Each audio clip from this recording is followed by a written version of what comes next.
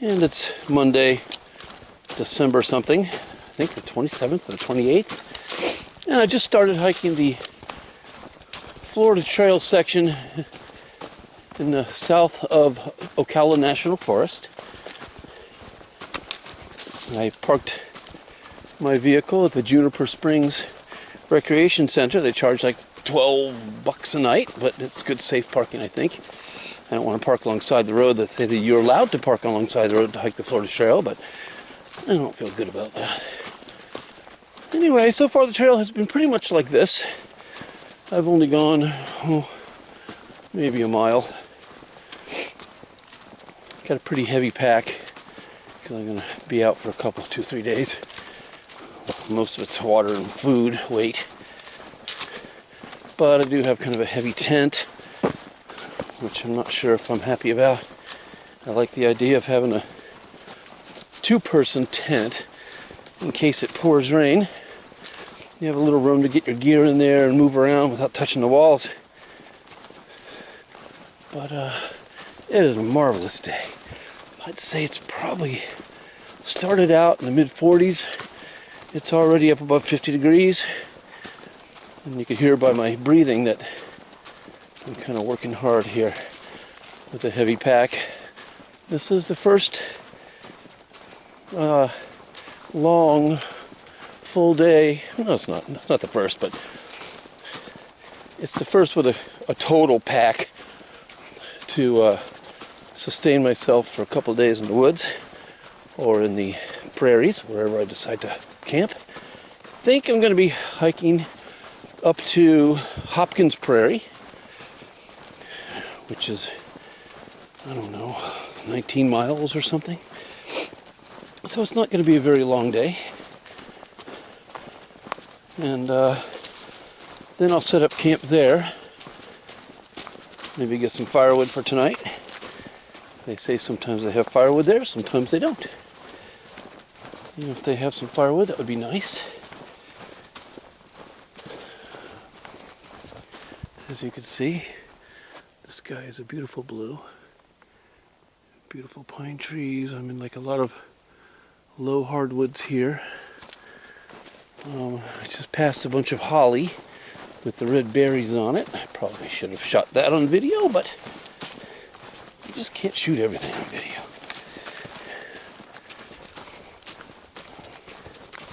So last night I drove up from Deerfield Beach and stayed at a hotel right on Ormond Beach at the I-95 exit. And I think I was the only person. The hotel probably has about 200 rooms, and I think I was the only guest in the whole place, which was kind of neat. It was kind of scary, actually. But the hotel people were very nice. The Baymont Inn.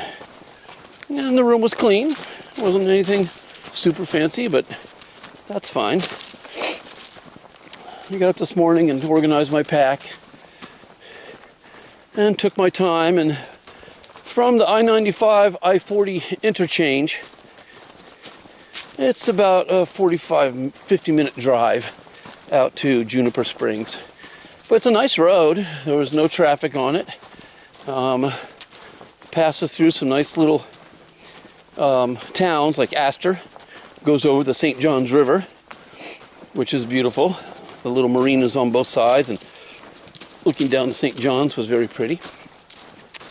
And pulled into Juniper Springs.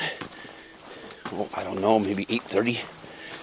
And the girl at the check-in desk was very nice. She told me as far as she knew I was the only one hiking this section of the trail this morning, which is cool. The Hopkins Prairie campsite is kind of a first come, first served basis. You can't reserve it. They do have fire rings, which I don't absolutely need, but it is nice. It's supposed to get down to 40s tonight, which for us Florida people, that's pretty cold. And I think my sleeping bag is rated for that. I do also have a sleeping bag liner, and I got a lot of warm clothes, which is one of the reasons my pack is so heavy. I'm also got some layers on right now, which smart wool layers and stuff, which I've kind of overdone it. And I'm probably going to stop up here and a little ways and do a little bit of stretching, and maybe get rid of some of these layers. The backpack I can't remember what kind it is. I think I got some good ratings from people like Dixie that I watch on YouTube and Patreon. Got some good ratings as far as weight and room and stuff like that. But as she realized after she used it, and I realize it now too, is there are no lower straps to carry your tent at the bottom of the backpack. So you have to put the tent on top. Well, that's your access point. This is a roll top pack. Well, that's your access point. So every time you need to get in your pack, you got to remove your tent, which kind of sucks. I think they could have thought that one out a little bit better. Also, it sounds trivial, but they got really good belts on this, a really good frame. I love the way it feels on my back. I mean, it really feels like a nice pack. I hiked for about 8 hours in Jonathan Dickinson Park a couple weeks ago, and some big nice deer tracks here, and it felt good the whole time. But a little thing is, the pouches that are on the belt have zippers, and you can fit a nice size cell phone in there, and snacks, whatever you want. I got a couple nature bars in there, but you can't zip it back with one hand. And when you've got a heavy pack and you try to reach across, let's say I'm trying to zip up my right pouch, my belt pouch, and I go down with my right hand and I grab the zipper and I try to zip it back, and you can't do it. You have to have two hands to hold it so that the zipper will actually zip. And that means putting down your walking sticks, undoing a couple things, and stretching over as far as you can to try to hold it. And what do we got here? Oh, okay, so I'm entering. Anyway, if you can have a zipper that didn't require two hands, where you could reach across and just zip it. So this looks like a well-trodden trail here. In Ocala National Forest, a lot of trails intersect each other. In some areas they have ATV trails. This one doesn't look like any ATV tracks, which I'm happy about, because I hate that. But this is the Juniper Prairie Wilderness Ocala National Forest by the U.S. Department of Agriculture. So I'm in a wilderness, and supposedly it's prairie, but they say that there can be bears, that there are black bears here, and that they're active this time of year. She said that, yeah, there's bears at the ranger station. So I have bear spray, and I kind of feel like a wussy, carrying a can of bear spray on my shoulder belt. But I do feel safer. And you know what? I feel safer in case I need to use it against other humans than I do a bear. Because to be quite honest, the most dangerous thing out here is another human. Hikers are nice. And I just passed 3 really nice hikers. I didn't get to talk to them very much, but they were just out for a leisurely stroll. They're not doing any through hikes or anything like that. But I mean, I've seen some online articles and videos about people having some pretty scary situations, whereas if they would have had a big can of bear spray ready, I think they would have felt a little more secure. I mean, in here you are allowed to carry a weapon, but I'm not a fan of that. I mean, I believe in guns, and I have guns and all that. I think you have the right to defend yourself, but you know what? If you're going to get killed out in the forest doing what you love the best, I mean, that's almost a badge of honor. And plus, guns are so heavy. You'll probably never use it. So I think the bear spray is a kind of a neat compromise. It could almost have the same deterrent as a gun, and you don't have the weight of a gun, and the responsibility of a gun, legally and morally. If you shoot an innocent person with bear spray, well, you could help clean them up and apologize and maybe become friends. But you shoot someone with a gun, you're pretty much going to be in hours of interrogation. They're going to take your gun, and that's no fun. Nobody likes to have their gun taken. So this is nice area here. I'm getting in some more taller pines. You can see the trail. There's more pine needles on the ground and pine cones. The sun shining through the trees is beautiful. At least I'm, for the most part, in the shade right now, which is good because, like I said, I have too many layers on. I'm kind of hot. And I did some stretching before I started on the trail. I'm not a real good stretcher. I don't have the patience for it. But I took some time, and I hiked about 20 minutes, and then I stretched. And when I stop up here, I'll relax for a little bit with my pack off and get some water and shed off some layers and stretch a little bit more, because I'm in no hurry. I could probably make some good time on a trail like this. It's not like I'm climbing over down trees or boulders or treading through sun cups.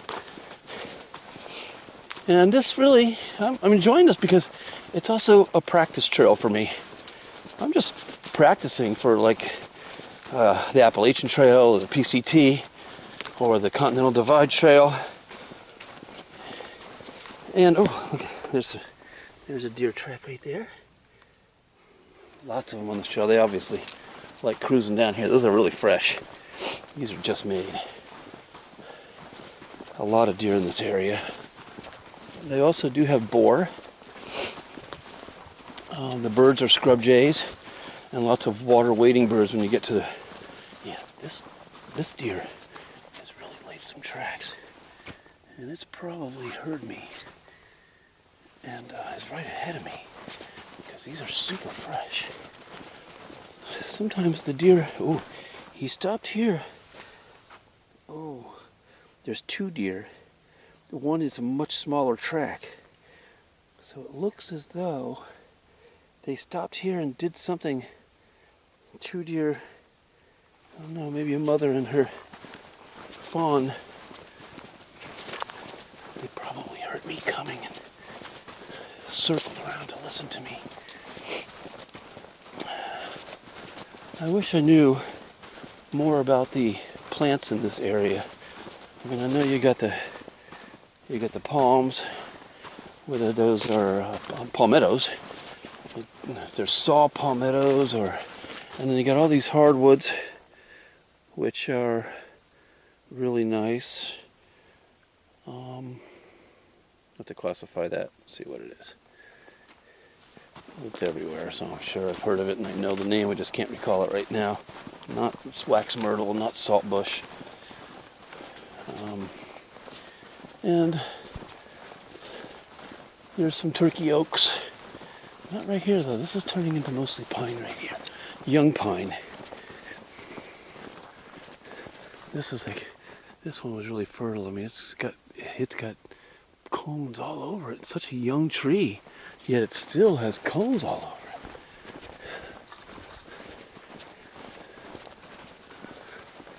over it. I'm still following these deer. They were definitely heading in this direction. And they're on top of all the other footprints. So this has burned, but I think it's been a long time. There's evidence of an old burn. It could have been 10, 20, 30 years ago. There's no lower evidence of a recent burn. So it's kind of opening up here all of a sudden. I see that little pine hammock wasn't a hammock. Hammocks are really cypress trees, swampy cypress tree areas. But this now opens up, and I can see to my right, it's really all young growth over there. It might be a prairie. I'm going to be coming across a lot of prairies. They say that this trail changes a lot.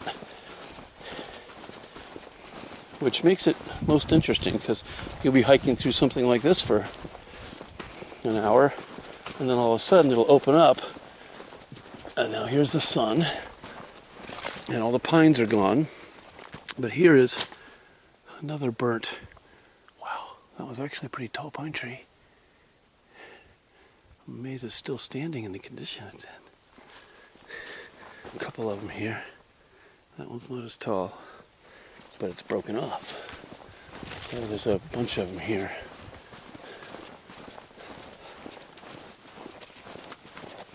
No fire alerts. I checked on the website, and it's kind of upsetting because the website is not updated as frequently as it should be. Hold on one second, I've got to do something. As it should be. They'll say things like Juniper Prairie wildlife area closed until further notice. But then you'll look at the date of it, and it was a year ago with no updates. But then as you search around in other areas of the site, you see where people have been hiking through, and there's nothing that says that it's, you've got an update saying, hey, this area is closed, but there's no update saying, hey, it reopened, or hey, it's still closed. It's almost like they need to have, well, it should have like a daily update on it. Maybe there's some place that has that. I kind of reviewed Gut Hook and All Trails and didn't see any closures there. Nobody noted any closures. I did notice some people were complaining about the ticks. That's one of the reasons I'm wearing long pants. I really should be in shorts. It's such a beautiful day. But I've got some tick spray, and you know what? I haven't put it on yet, and I probably should have. But I've done a lot of hiking in Florida and some really supposedly tick-infested areas, and never really had a problem with it. I mean, I suppose that if you really brushed into a lot of bushes, the tall grasses will really hide the ticks, is what I've noticed. I've seen some trails where the grass it almost looks like wheat, but it doesn't have the big seedlings on it. The tall grasses, if you stop and you look closely at the furry part of the tops of the tall grasses, they'll have sometimes, 4 or 5 ticks hanging on to the tip of the grass, just waiting for an animal to walk by and brush up against it. But that's not very often. Like I said, I was hiking in Jonathan Dickinson Park a little bit back, and I was actually looking for ticks, because I have seen them there. But there were none. I mean, I hiked, like I said, I hiked all day through that, and didn't get one tick on me. So it's nice to be warned. Maybe somebody was wearing. I do know that the ticks tend to land on white or light clothing more. If you were to take a white sheet and lay it on the ground on one of these trails and come back an hour later, you would probably have all kinds of ticks and bugs on it. They love white. If you put down the same sheet but it's black, you'll come back and there will basically be nothing on it. And I've done that before with some campers that I was working with, some kids that I was taking on a nature trail. We also do something called the bush shake, where we'll take that same sheet and put it under a bush at night and shake the bush and see what lands on it. And that's one of the few times I'll allow the kids to turn on their flashlights, because they always want to have a light on the trail. And you got a full moon, you can see everything. You don't need a light most of the times unless there's really no moon and it's really pitch black, which I have seen before. But on this particular night with the guys, they didn't need flashlights, so I made them say, if anybody turns on their flashlight, you're going back to the cabin. So they were all good, and just the challenge of walking down a trail that you don't know in the dark. See, now this has turned almost marshy, a little bit wetter ground right here. Anyway, we shook that bush over that white blanket. Try it sometimes. Take a white blanket or a towel, put it under a bush, and shake that bush, and it will be covered. Take out your flashlight after that, shine it on the white blanket, and you will see all kinds of little things. I don't even know what the heck they were. beautiful little bugs. Some of them may have never even been classified before. And I strongly suspect, via the Darwinian theory, that they're talking about a lot of species that are going extinct, and there's no doubt about that. I mean, nature is very, very sensitive, but I think new species are also popping up right before our eyes, and all of a sudden we'll discover one. Oh, how come we never saw this before? And I think, well, maybe it's because it wasn't there before. Maybe it's a mutation in that certain area, kind of like in the Galapagos Islands, where things evolved on their own branch and can't be found anywhere else on planet Earth. You know, the Galapagos seagull, the Galapagos booby, the Galapagos condor,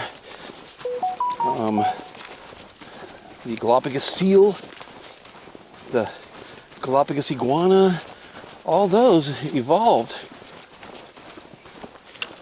in an isolated area.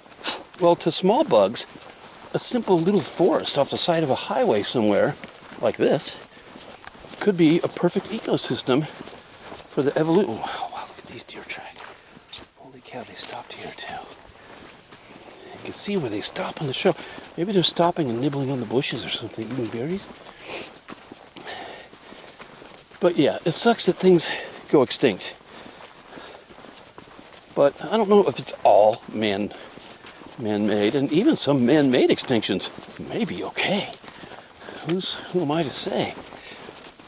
But in general, if you could leave nature alone, I mean, just me being out here on this trail making footprints is probably a bad thing. So I'm part of the problem. I had to drive here, and somebody made that vehicle in a factory. A lot of the parts came from China. Not that America doesn't pollute, but the global warming thing is arguable as well. Yeah, we're definitely contributing to it. But you look at the cycle every 10,000 years or so, you know, of another ice age or mass extinction every few 100,000 years. It's going to happen, whether we're here or not. And maybe we're rushing it, you know. But then I look at something like those underwater volcanoes off of Hawaii, and in the Mariner's Trench, and you know, at the fissures under the deep seas, where they're just spewing, just every day, non-stop, thousands and thousands of these underwater fissures and volcanoes spewing sulfur and acids and toxic fumes into the water way under the sea. I mean, and the heat that's generated from that, I mean, I think that could have a lot to do. I mean, one volcano can spew out way more pollutants than a country, you know, than a country of cars and factories. So you kind of got to take that into consideration too. And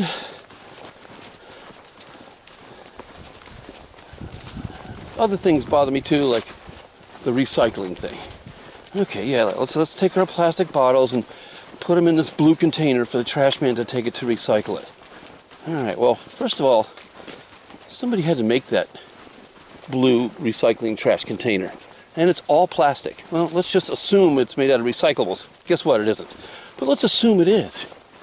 The energy that it took to recycle that amount of plastic just to make a container to hold more plastic is uncalculable. I love that word, but I can't say it. Incalculable. And then, okay, so now you got a container, but that container got to my house. They delivered it to me when I moved into my home. Well, that took a special truck. That truck is a container moving truck. It's a big, huge truck, diesel. Lots of steel in it, big, huge, heavy thing with a crane arm on it. Well, my city alone has a dozen of those trucks just to deliver and pick up trash containers, recycled trash containers. So here's this truck driving around all day, every day, wearing out tires, using up diesel fuel, wearing down the roads, which is a whole nother subject because the roads are made out of asphalt, which is made out of oil, tar oil. You know, all that's running down into the groundwater. The tires wearing on this truck just for these recycling containers. I'm just talking about that recycling, not even talking about the truck that picks up the recycling containers. This is the one that just delivers the containers to new homeowners. So, well, that truck, where did it come from? Well, they had to mine the iron for it, the steel, heat it, mold it, treat it, paint it. The companies that make the paint are polluting. They've got big, huge factories that had to be built that uses other trucks. Dump trucks had to come in and fill the land, tear down trees to build a spot for the paint, to paint the trucks. Then you got the tires on the truck.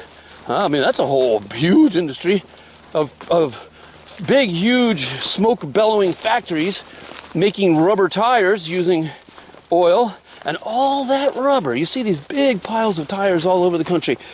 All that rubber is wearing down, and those little tiny bits of rubber are washing off the highways into the drainage system. I hope I'm not depressing you guys. I'm just showing you how I think sometimes. And, okay, okay, I'm stopping for now. So I just passed a, I don't like to videotape when you come up on people because it might be invading their personal space. I try to be courteous as far as that. But back to the trucks. So now I've got just one truck. The resources it took to build this one truck. The steel wheels, the gauges, the glass in the gauges, the glass in the windows, the rubber, the seating, the lights, everything that it took to build this one truck. It's just incredible. Yet, I'm only one city with a dozen trucks. And there are thousands, tens of thousands of cities that have trucks like that. Tens of thousands. Then, I put out mine on Tuesdays. I put out my recyclable container on Tuesdays. And the truck comes,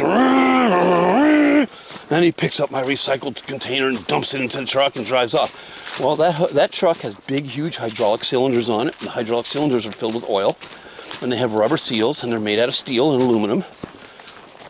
I mean, what they had to mine, the materials, the raw materials that they had to mine, just for a pound of steel would blow your mind. I mean, just huge truckloads and truckloads just for 1 pound of steel. Oh, so I'm coming up on my first visual of a prairie. Let me pull over off the trailer here and videotape this a little bit.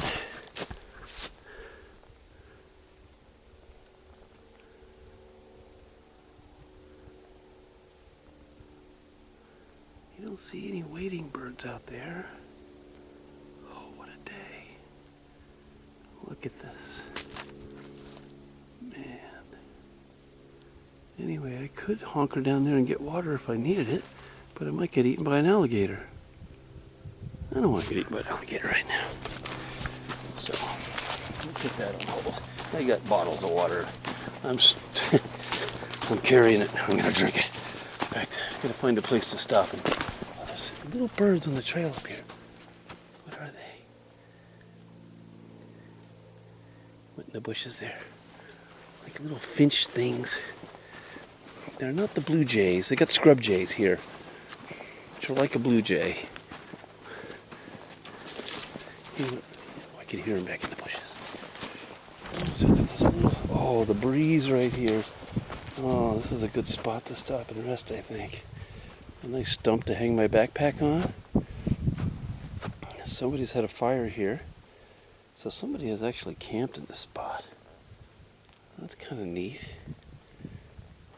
Yeah, I'm going to stretch and drink some water and take some layers off. And yeah, actually somebody cut, look at this. They actually cut some wood for firewood right here. So they had a saw. Interesting. Beautiful prairie. So let's say I'm a couple of hours into the hike now. I had to cross a shallow little creek which did not have any really good trail markings on it. Then I come up, you got these beautiful prairies, the tall grass. I just love it. So anyway, this is the Florida Trail again that I'm following up in Ocala National Forest and through the Juniper Wilderness area.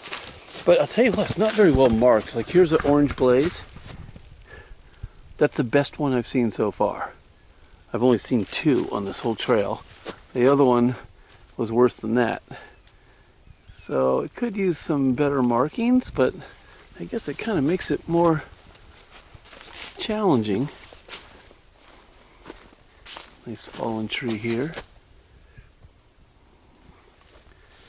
Didn't fall too long ago. It still has pine cones on it. Does have some moss growing on it though, which will break it down into nutrients for the soil. And now that's recycling. Grinding up plastic bottles to make humans feel better, I don't feel, is really recycling. We shouldn't make the plastic bottles to begin with. That's the key. And sorry about my, I'm not a real environmentalist. And if you are, you have to be a hypocrite in some ways. You do the best you can, and we live our lives. You treat people with respect, and enjoy what we do have while trying to leave no trace whenever possible.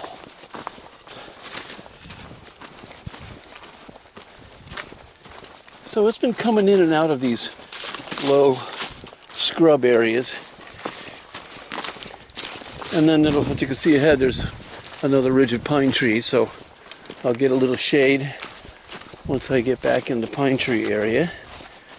But this area's got a lot of prairies speckled out. Some of them are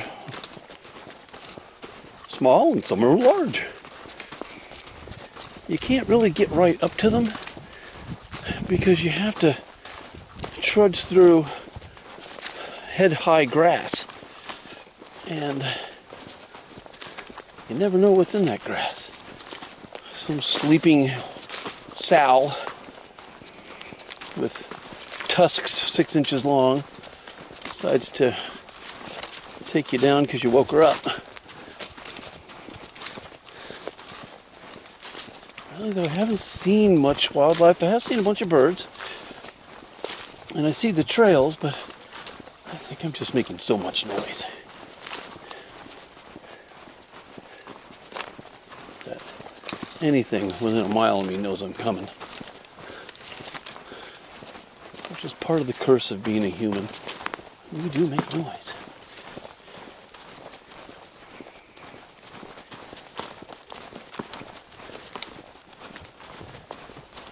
Oh, this is opening up. Okay, so here's another orange blaze on this tree.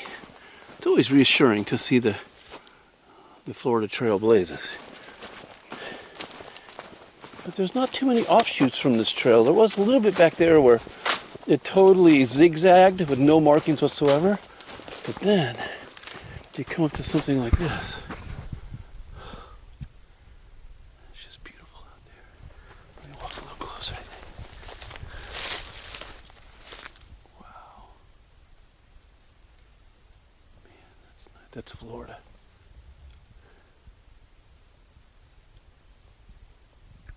I love it.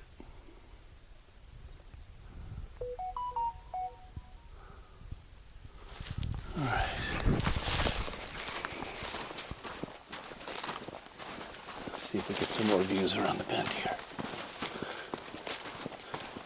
I'm not sure what prairie that is. I'm using All Trails right now and it's recording. Some of these prairies have names. And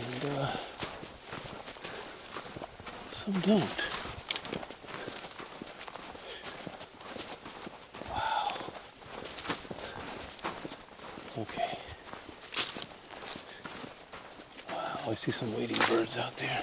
I'm going to stop up here in just a second and give you another shot of this beautiful, it's actually, it's almost a lake. Let's see what we got here.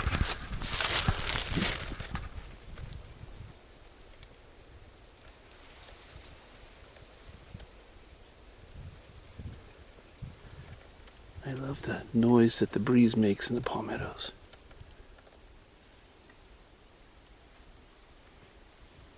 Trees have their own sound. Sometimes it's nice just to shut up and listen to it.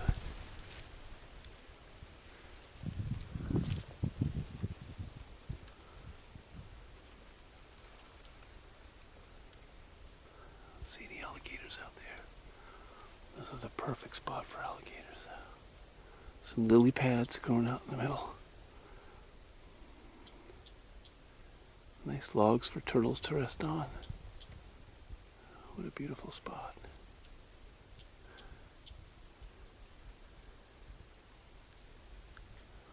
Really enjoying this hike. It's just so nice.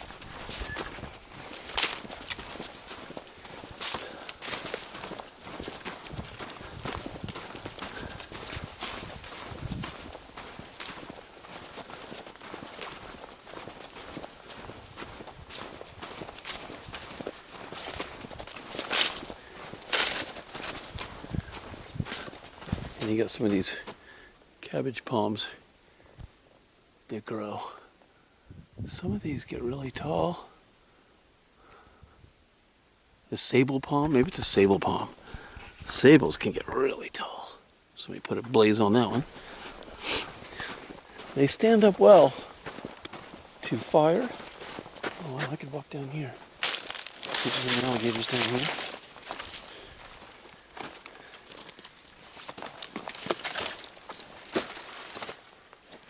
See any alligators? Shoot.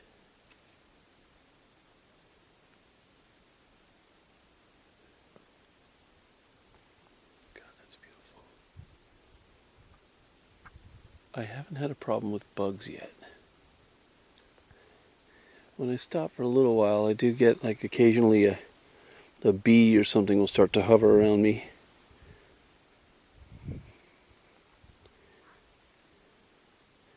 I hear a couple of frogs croaking. They get really loud at night. They'll be singing tonight.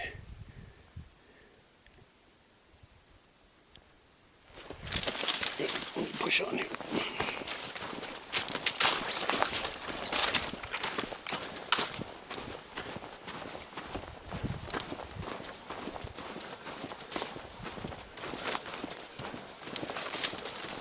Oh, these palmettos are beautiful. Nice and tall, over my head height. I get a lot of moisture right here from the lake, and the light reflecting off the lake helps them grow. Hold on a second here, sorry. There we go.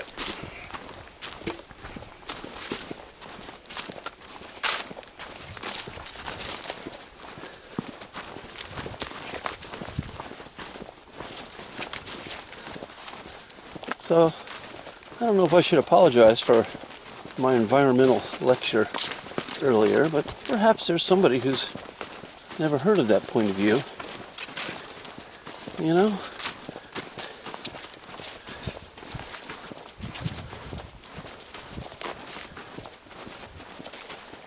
I suppose, and you get chastised for thinking it, for saying it.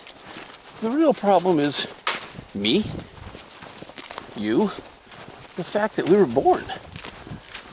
Overpopulation. We don't complain about it because we're part of the problem. We got to blame ourselves. We should have never been born. That's the real problem. We just have too many people on Earth. I don't think this planet was designed for a species like ours to develop a brain that can do so much. in such a short period of time. So what do? Do you tell people to have one child? But then you stop financial growth, which is a big deal. You'll stop progress. But I would like to think that eventually we will learn. But I always think of that experiment that I did in zoology actually. I don't remember the name of the scientist, but several of them have done the same study, where you have a rat population.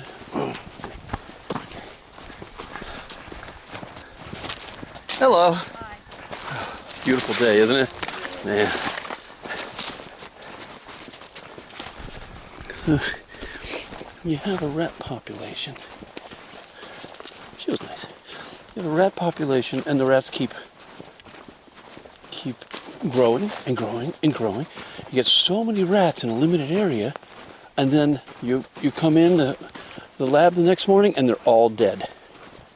It's not like they just one or two of them die.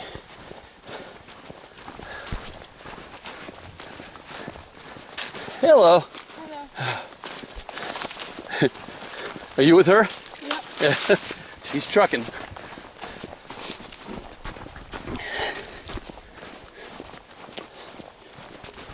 Yeah, so it's not like our human population is slowly going to deteriorate and become less and less. No, I don't think so. If it's anything like that experiment, which we're not rats, but in some ways we're worse than rats, our whole population just might go, whether it be from disease, starvation,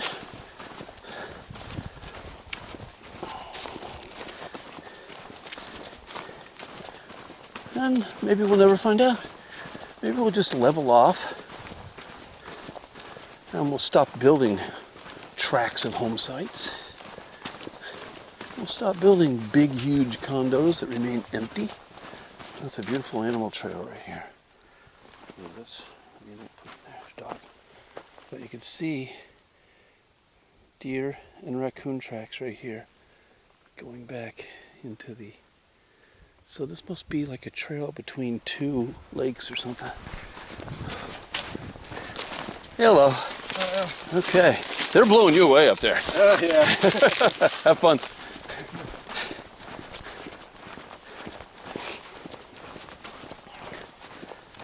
That's a nice family hiking. It'd be nice if they stuck more together. But in watching, I guess I should say this is kind of a practice hike for me. I plan on doing the AT and the PCT and stuff like that. Continental Divide Trail someday. I'm 63. I think I'm 63 years old. And I'm feeling good.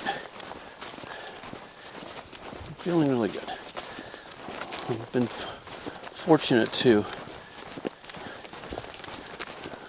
know enough to eat well for the most part. I mean, I could eat a lot better, I suppose, but I try to keep physically active. My job keeps me physically active. And I'll tell you, this pack is pretty heavy. I can feel it. I can feel it in my calves too.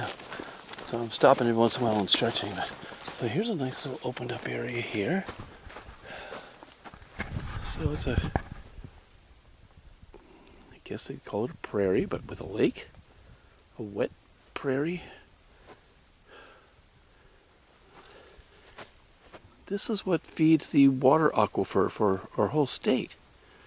All this water gently soaks down through the sandstone and coral and builds our aquifer all the way down through South Florida, through the Everglades. Oh, nice breeze blowing right here. Oh, I love that.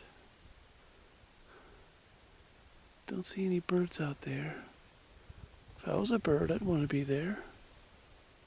But yeah, I'm practicing for a through hike. I think I lost track of what I was saying. But I must look like a through hiker already, because almost everybody that I pass, well, no, maybe 2 or 3 couples that I pass, are you through hiking? I'm like, no. Maybe I should just say I am. Then I'd look cool.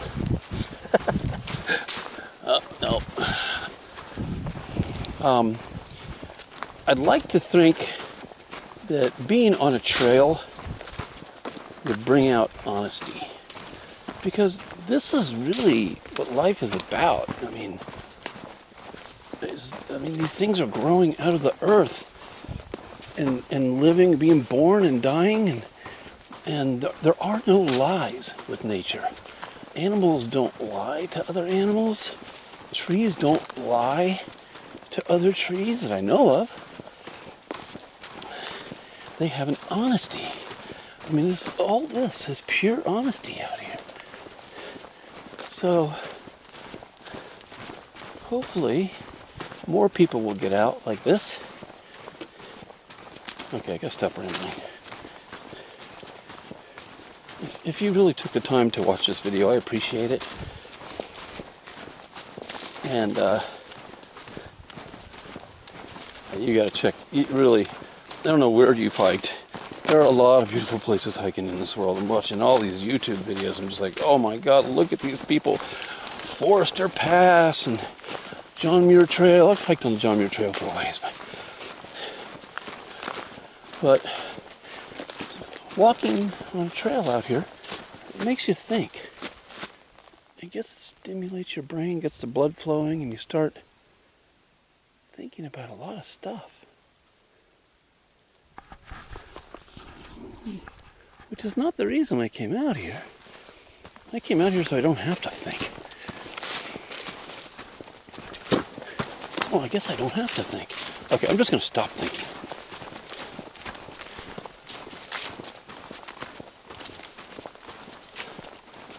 Oh man, I can't do it. Just keep thinking. I gotta stop thinking about stopping thinking.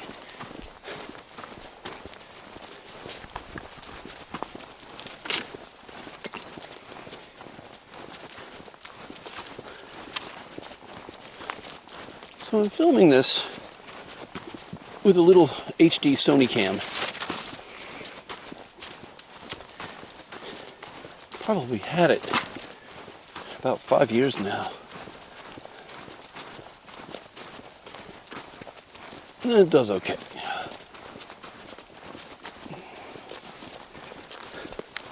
I have been considering a Hero by GoPro. But I'm not really out here to video. I'm trying to be out here to enjoy my surroundings.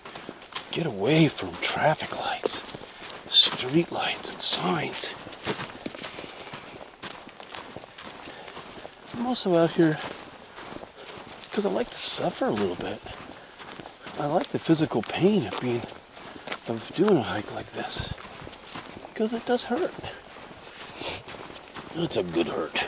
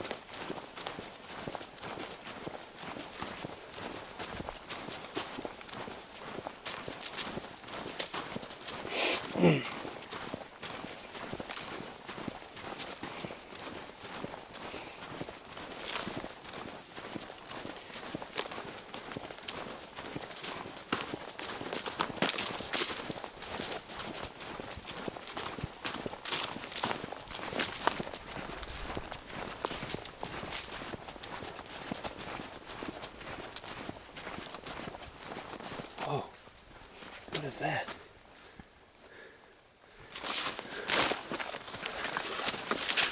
Some kind of dug up area here. Something's been digging in there. Foraging for roots or bugs or something.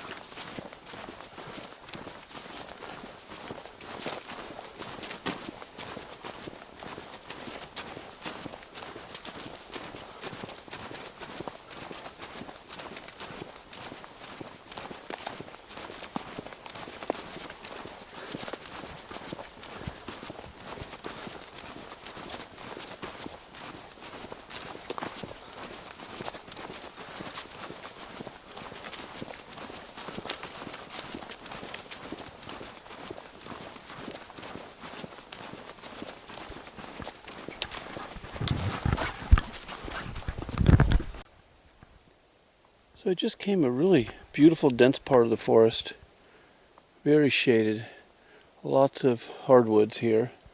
And earlier, I think on this video, I had mentioned about the holly that grows on the trail. And here's a sample of the holly with the red berries. And it makes it all that much more Christmassy. Not too many of these. Few of them along the trail.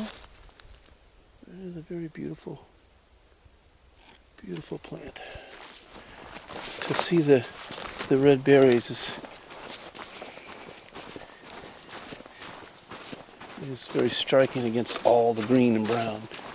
Lots of green, lots of brown.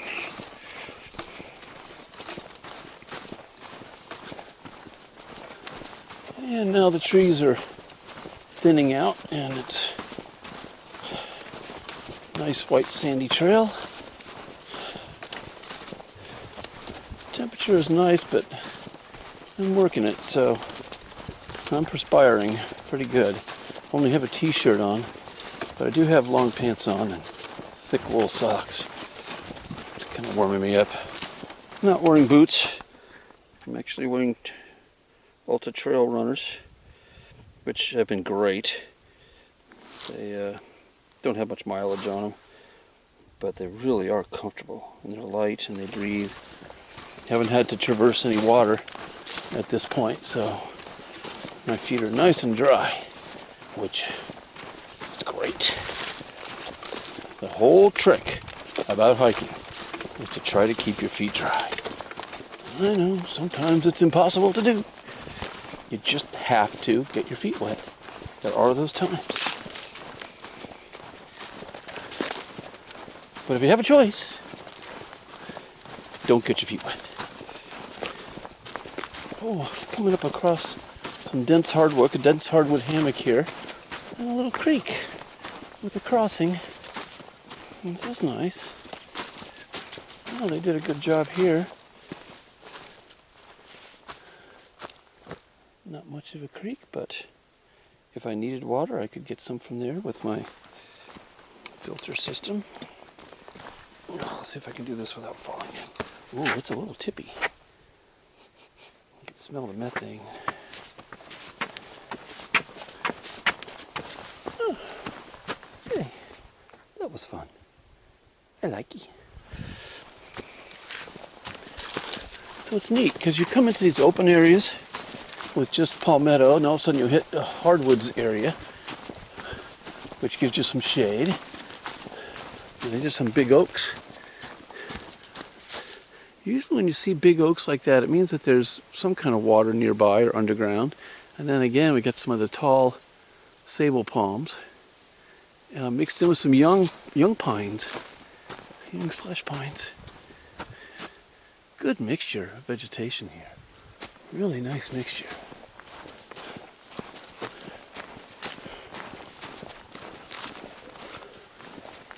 Wow, some of these oaks are pretty old.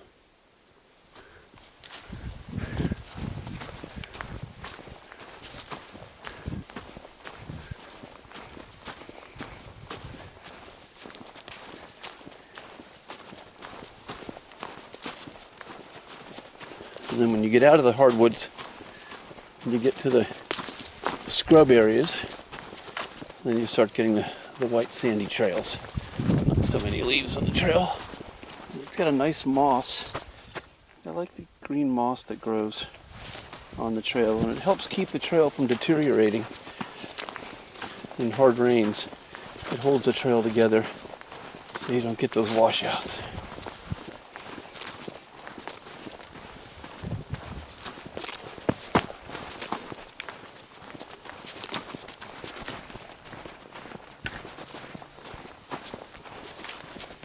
Got the sun behind me now.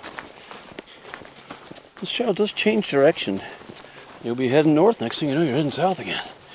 It's kind of squiggles around all these prairies.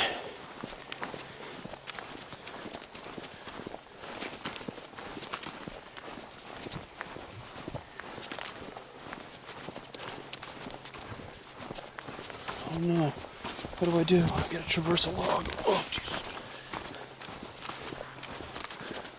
I think if I fell with this pack on, I'd never get up again.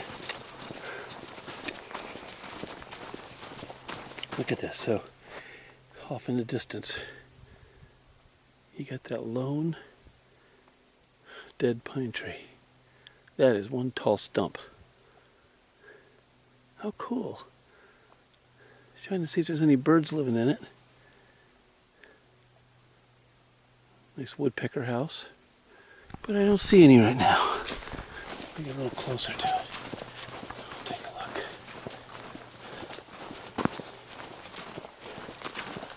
Not as many seems like there's a lot less woodpeckers than there used to be. And I wonder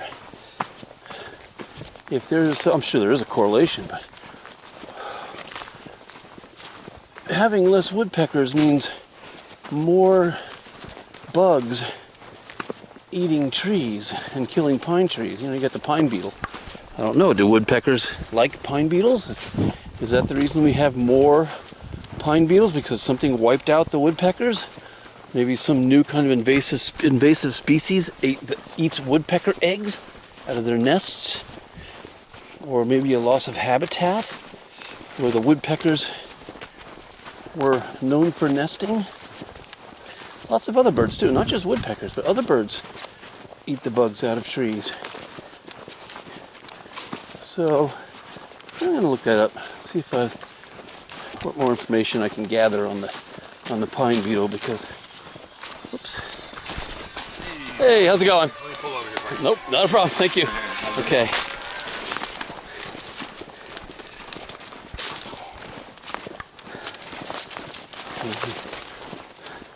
It says music playing. Some people play music on the trail. I guess it's not loud. I can't even hear it already, so. But I prefer to hear the sounds of nature. Seem like a nice enough guy.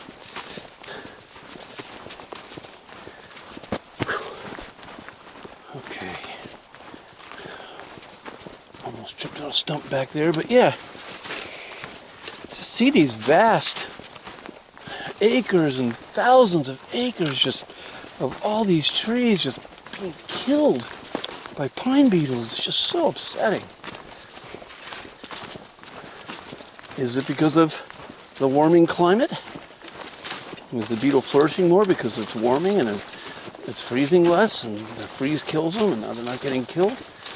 I don't know. Could be. Could be a lot of everything. Maybe here's a prairie, but look out there. There's a pair of sandhill cranes. Wow. Wow, they're beautiful. I don't know if you can see them here. Let's see if I can get up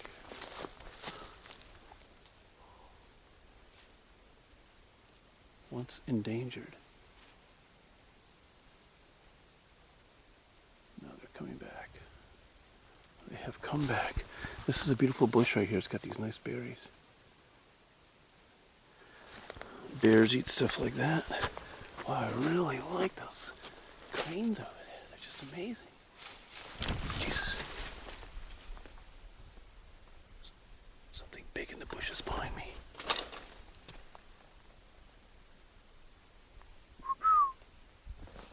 That was scary.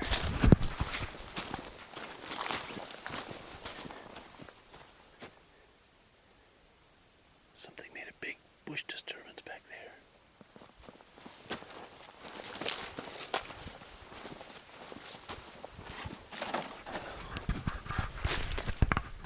There are those cranes out there.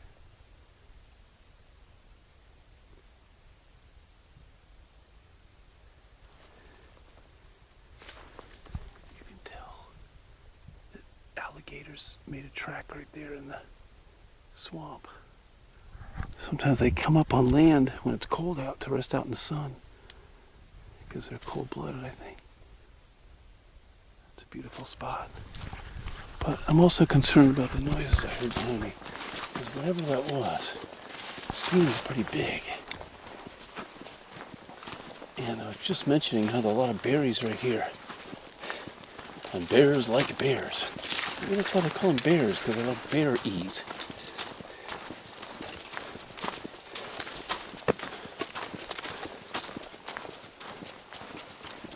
So if I get eaten, it'll be on video.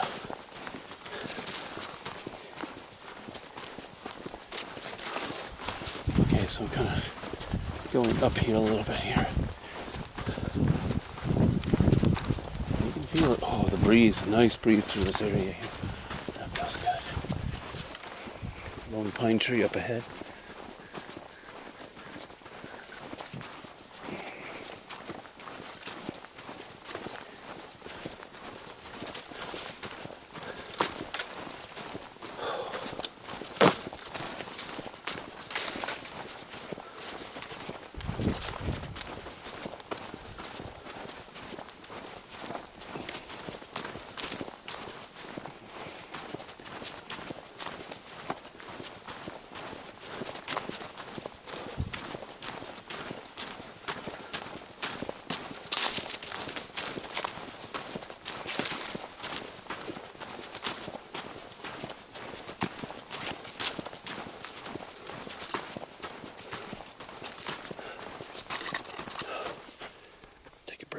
Filming. So I've just climbed up this sandy trail through the scrub pine, but it was quite an incline, raised in elevation, and it brings me up to the top of this ridge here, where for the first time I could really see out a long distance. Oh, the beautiful pine tree forest of Ocala National Forest out there is really beautiful. Yeah, so I get a little bit of a breeze up here. Ah, I can feel that.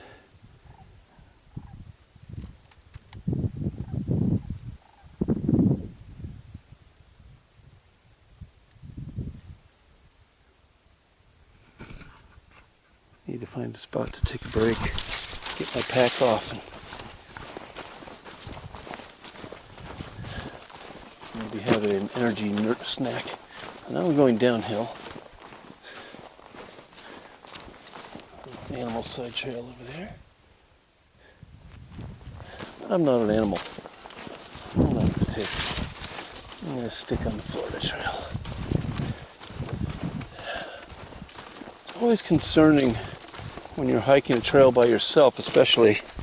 It's always a concern when there's constantly buzzards flying over you. They're just waiting for you to collapse so they can pick at your carcass.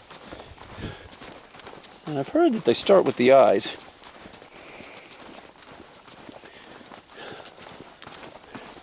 A buzzard is two-faced.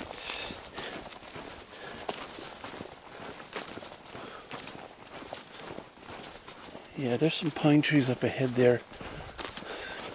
Some thicker growth. I'm slowly losing elevation right here. That was a heck of a climb. It was gradual, but man, I could feel it. I'm a Florida boy.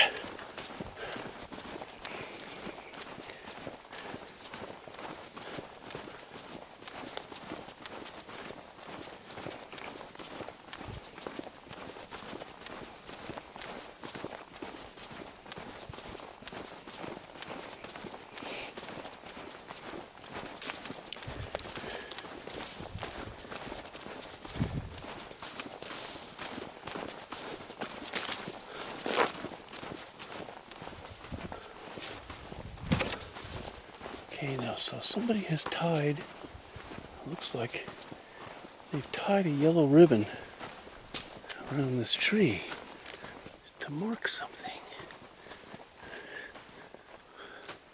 What could they have marked? Like a replenish spot? Or somebody doing a study on these little pine trees here?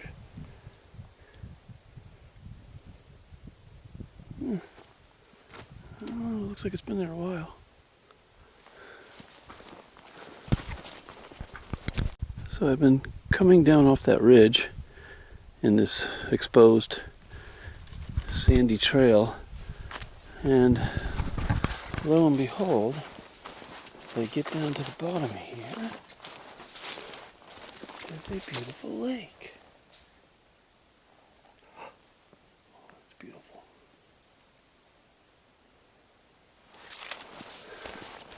Let's check it out. So there's a trail that goes around this lake.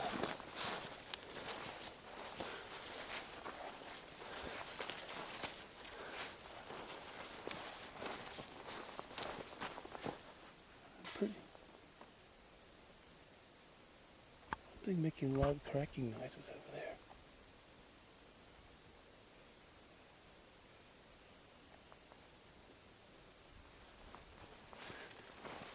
So there's some people swimming here because the sand goes out to a nice little sandy bottom.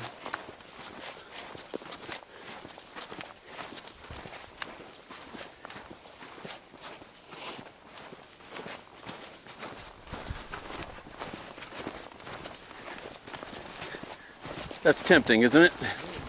Yeah. Wow.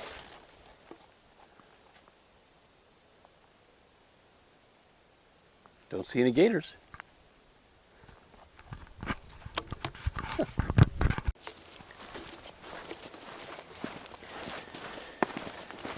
So I just took a break for a little while. Had some waxy cheese things and a nice nature bar. I'm about halfway between Juniper Springs, heading north on the Florida Trail to Hopkins Prairie. I just checked my position on all trails. And gut hook. Kind of using both of them. But had a nice rest under a big, beautiful pine tree. Rehydrated. So I'm drinking, I guess, 1/4 water at this point. I have 3 more quarts. So I should have no problem water-wise. And there's plenty of ponds, and at least back there have been ponds and little lakes that I could draw from, but I don't feel like breaking out my Sawyer and doing all that.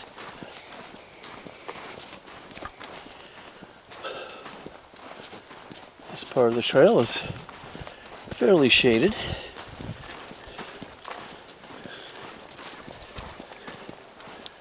Still got a beautiful breeze. Temperatures are very, very nice. I mean, you could be hot if you sat in the sun.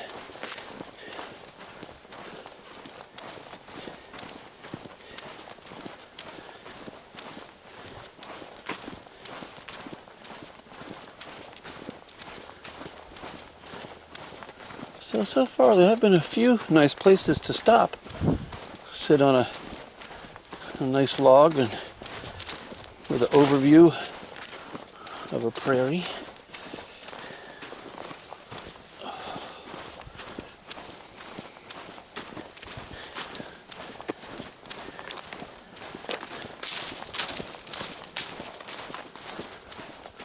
These are some young pines here. Something's moving back. It's funny though, because sometimes you'll hear something rustling back in the brush and you'll think it's something really big, and then a little bird comes flying out. Birds can make a lot of noise in the brush.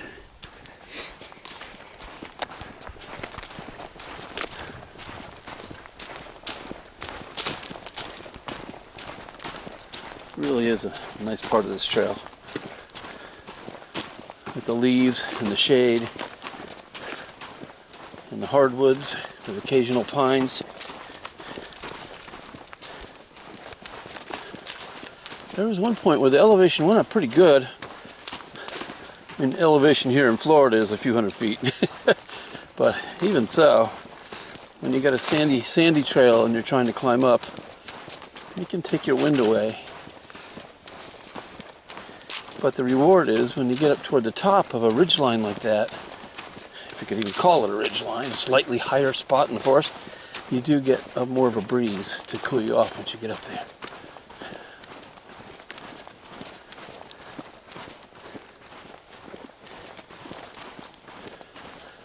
Nice big patch of pines coming up here in a little bit. Tall ones. Looks like some old growth. We'll see what that looks like. It's right up here, around the corner.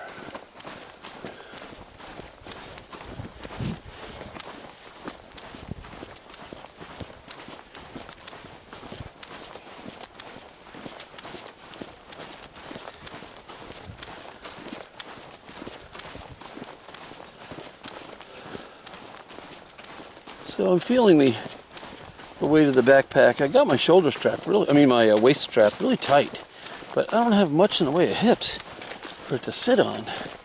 So after I hike for a while, it tends to drop down and the weight starts getting on my shoulders. And hey, how you doing? And every once in a while I have to shift my pack up. Now this pack has 2 loop straps in the front.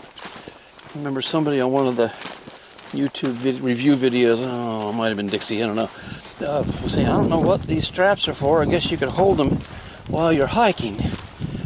Well, they actually work good for lifting the pack up off of your shoulders and resettling so that the waist strap is back up high on your hips again. So I found that out. Whether the designer intended that to be, whoa, almost tripped on that root. Whether the designer intended that to be for that use, I don't know. But it works. I suppose if you didn't have poles, trekking poles, you could also hold on to them while you're walking. Give something for your arms to hang up on. Okay, now I got a little drop here in elevation here. Dropping down into this pine forest. Up. Drops down and goes back up.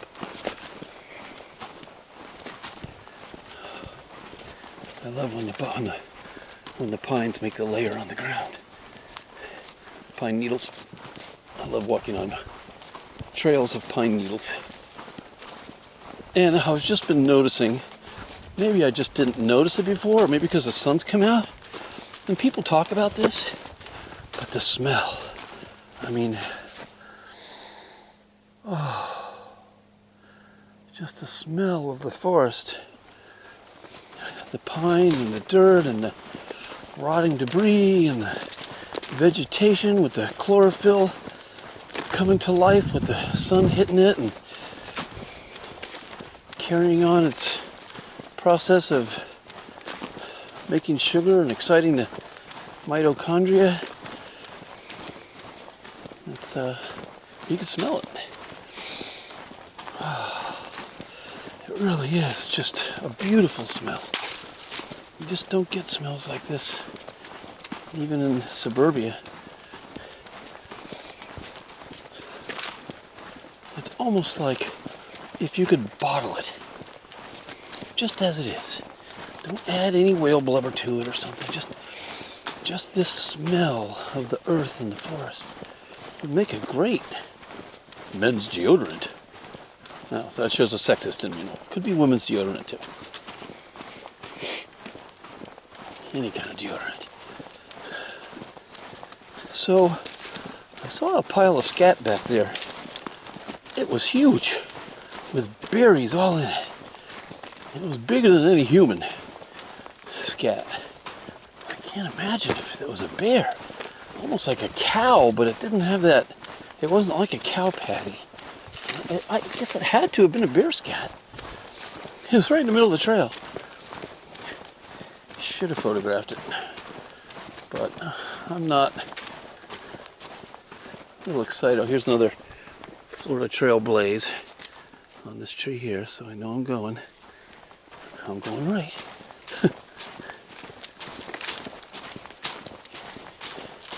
I'm not a big fan of filming scat, but it is interesting to see what's in it. I mean, you know, some of the wildlife researchers depend on scat to determine the condition of the wildlife in that area, see what they're eating and see if it's healthy. I'm not sure exactly all the information you can get out of scat, but I imagine it's some pretty good information to give an idea of what is going on in the area. You know, not only just the health of the animal, but the health of the vegetation and the food supply. And how they could use that to benefit is a whole nother story. Because sometimes our, quote, benefiting is actually disturbing the natural process of things.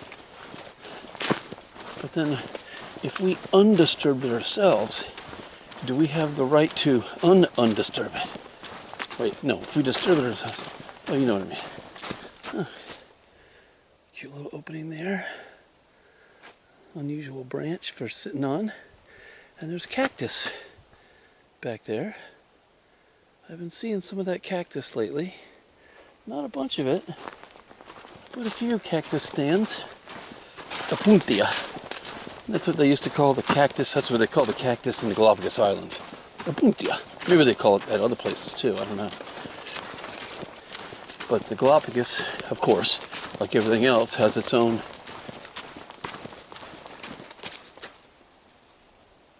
hear that? So, you know, that's hoofs. I just heard hoofs.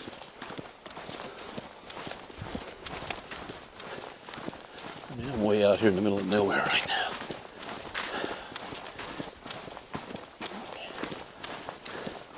This is where the animals belong, not me. Another beautiful prairie off to my right side there.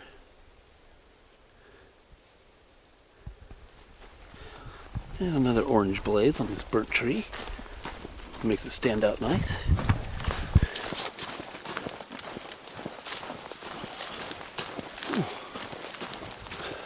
The trail is kind of meandering to the left and to the right. And right in this area there's a bunch of grass. Kind of a grassy area. You can see it matted down in certain places where animals have trumped. And the trail maintenance people have cut this log nice. So we can get by here easily. Yeah, beautiful pine trees here. Oh, those are nice. A young one here. And these two are nice and young. But look how good they're growing. Beautiful, beautiful green needles. I love this weather. Pine trees love this kind of weather.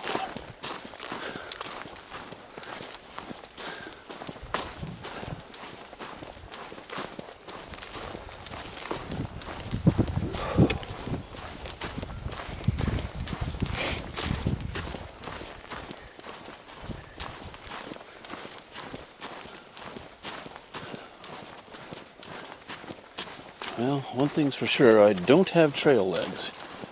I'm going to be feeling this tonight.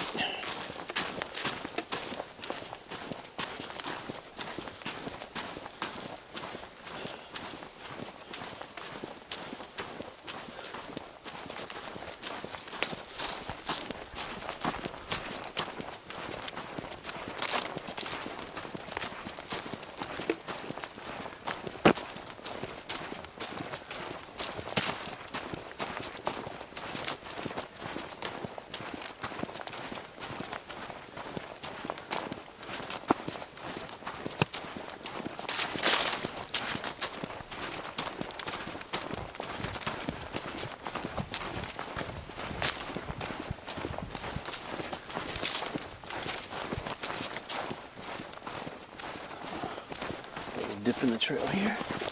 Whoa.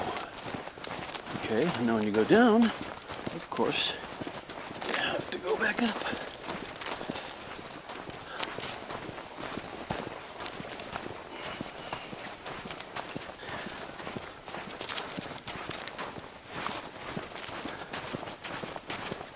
So when you look at the elevation cross-section of this trail on all trails, it looks like a electrocardiogram of somebody having a heart attack.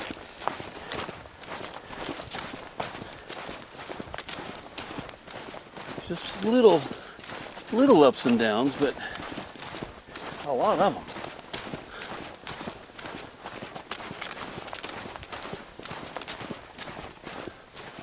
That's a nice area over to the right. Yeah, let me see if I could stand on this log without falling. And get a nice view of the open area there. Oh, that is nice. It really is special when you're walking in, well, I wouldn't classify it as a tunnel, but when you're walking in closed-in areas with no far-off views, and then all of a sudden you come across a prairie like that. It reinvigorates you. It reminds you of why you come out here. The diversity of this trail has been wonderful. Now I'm on all pine needle base here.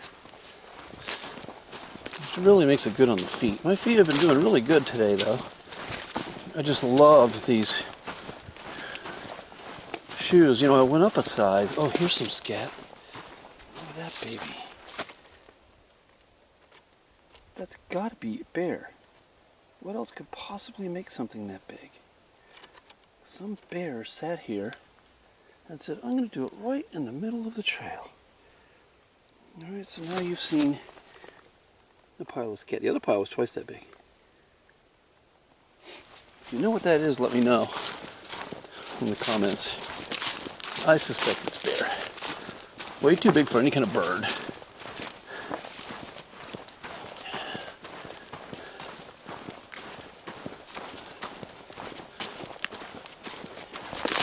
But I haven't seen any bear tracks, but I don't think they really walk down the trail so much. I think they cross the trail because, like right here, there's a water source. Beautiful bird flying by. And the frogs creaking.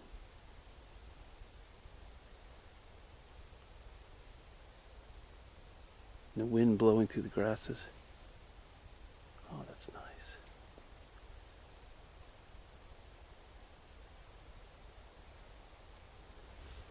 Yeah, so I think that the bears just cross the trail. Like, look at this. This is a trail. This is an animal trail here, leading right down to the water's edge.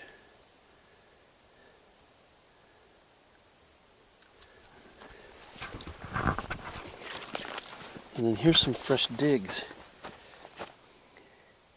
Something dug this up to get at the roots. And it's not an armadillo. An armadillo will leave like triangular depressions. That's not an armadillo. Something else dug there, a raccoon or a bear.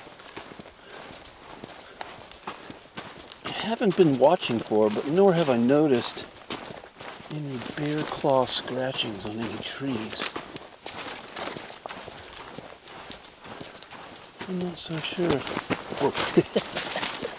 Almost ate that one. I'm not so sure if black bears do that so much. Imagine they do. They gotta sharpen their claws and mark their territory.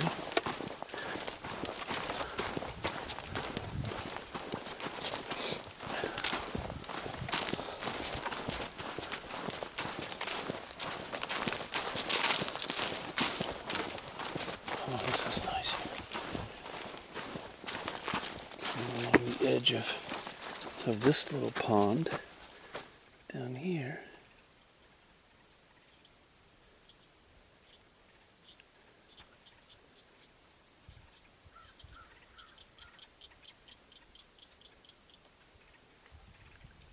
There's a blue jay, a scrub jay.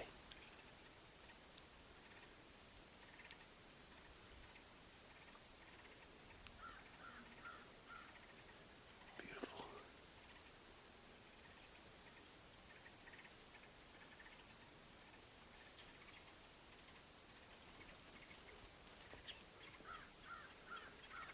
A lot of bird action in this area. Now this is cool. Here's an old tree that's dead. But look, there's an old orange paint mark there for the Florida Trail. So old that it's completely gone almost. And it's cool. It's got a little vine growing out of the stump. I like that. I wonder what this tree has seen in its day. Alright, moving on.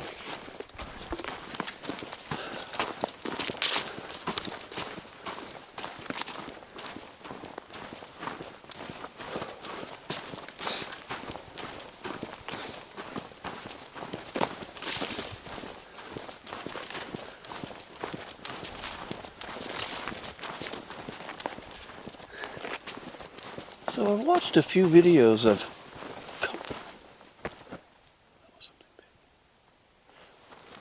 sounded big. I've watched a few videos of people doing this hike, but I don't know if if it looks different on camera, or if they hiked a different type of year, or what happened, but this just seems way more beautiful than what they videotaped. There's a group of guys that did this, and I guess from the video it looked like they were freezing, so it must have been winter. I couldn't imagine doing this hike in the heat of summer though. Oh, this would just be brutal. Don't ever plan a hike through here in the heat of summer, unless all you were carrying was water. Another parlous gat. That's a little different.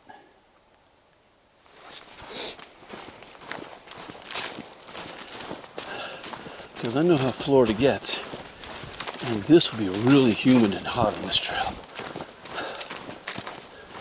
I guess you could do it, but you need like 3 gallons of water. I like the moss that grows on the oaks in Florida. This mossy stuff here. But if you're not used to this moss, don't touch it, because it is full of triggers. Now some beautiful green moss on that arching oak branch. That's a beautiful tree.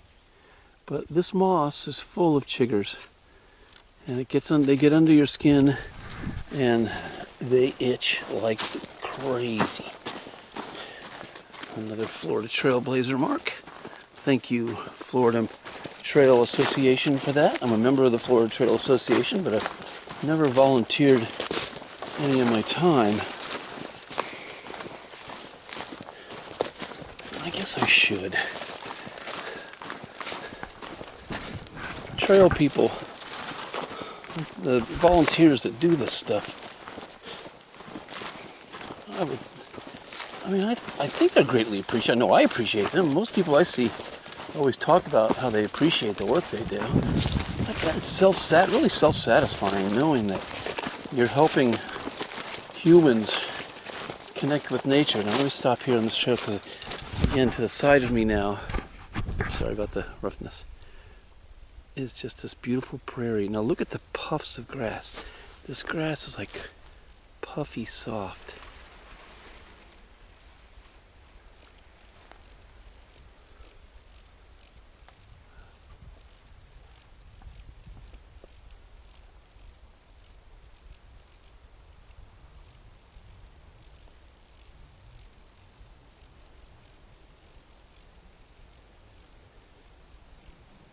Just is amazingly beautiful. Oh.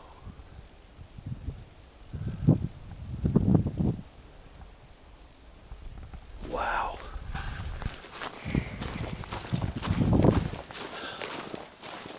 Spectacular spot right there. and then I come up into a thicket of hardwoods.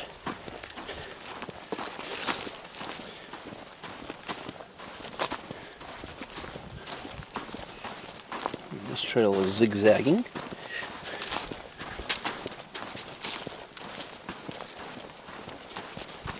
think what they do is they just expand on an existing animal trail. Although people have been coming through here, I mean, they had armies back in the Civil War days marching through this forest. I think there is old remnants of a fort somewhere up in this forest. But they had armies because it was dry enough. It wasn't so close to the coast, and it was dry enough where they weren't always walking in water.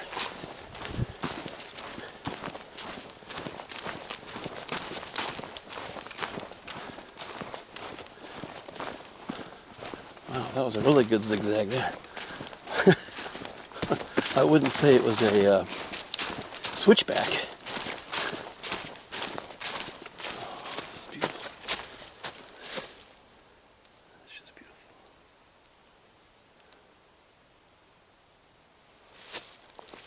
Lots of good blazes here on this part of the trail.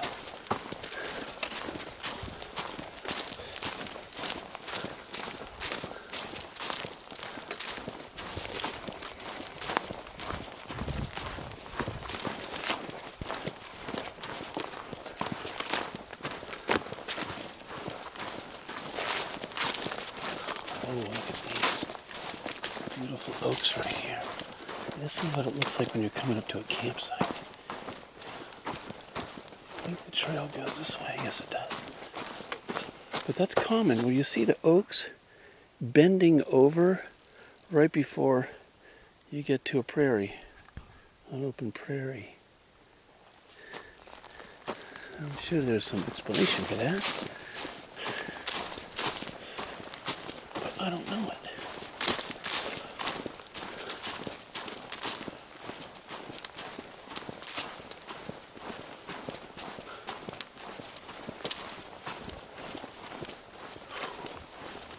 Yeah.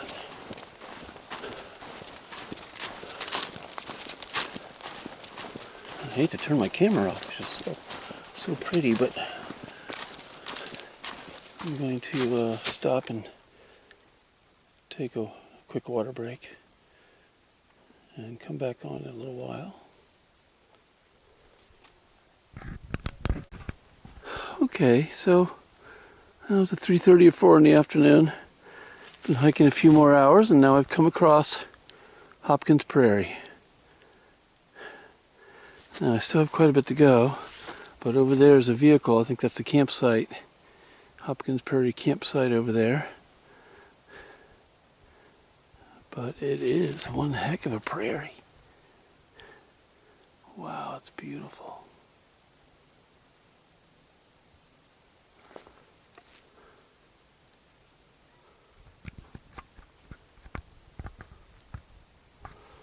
So, this is a nice little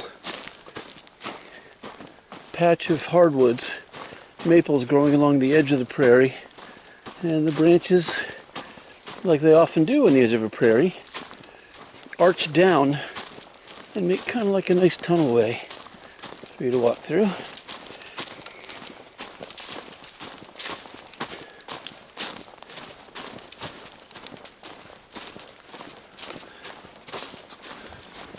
And here's a pretty good sized fallen pine tree here. Wow, that's a big one. Wow, it didn't break. It actually came down from the roots. Whew, maybe a big wind. Another Florida trail mark there. I hear people. Oh no. It sounds like a little dog barking. Like a chihuahua. Little dog is going crazy. Oh yeah. I see some people on the edge of the prairie over there. hopefully their dog won't be barking all night.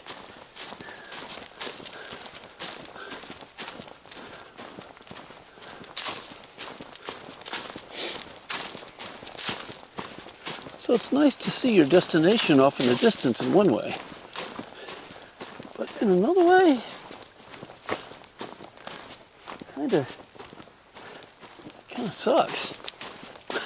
Because you know you still got another mile to go just to get there. But that's part of hiking. There's always distance between you and where you're going. That distance is always there.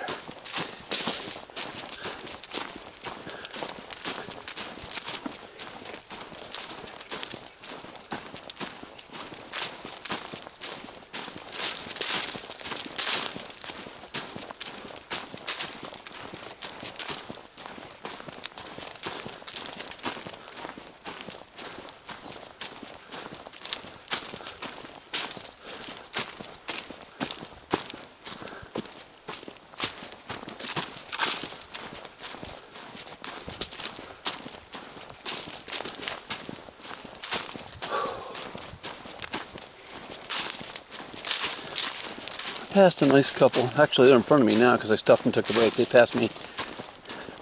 A nice young couple with 2 kids. And they had their kids in a backpack, like a frame that the kids would sit in. One of the kids, he must have been maybe 5 years old.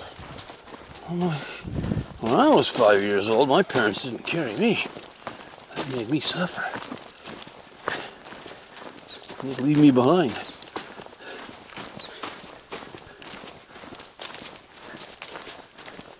Not that they were bad parents. That's what parenting is about.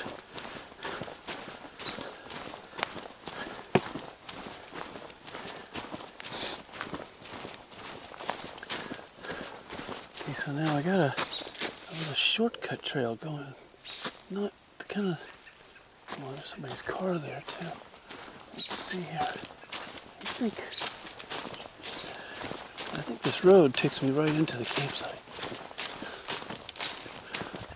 So I'm coming up on this road here. Here comes a car.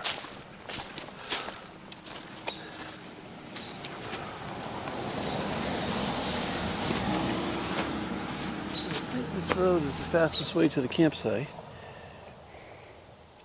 I could keep going north on the Florida Trail, but this is the road of least resistance to the campsite. So I think I'm going to take it. Get some good views of the prairie from this road. Apparently some people come here and park. This is the parking area. But they just come here and hike, not to camp out. I think if you're camping, you get to park closer. Maybe not. Maybe this is where you park no matter what.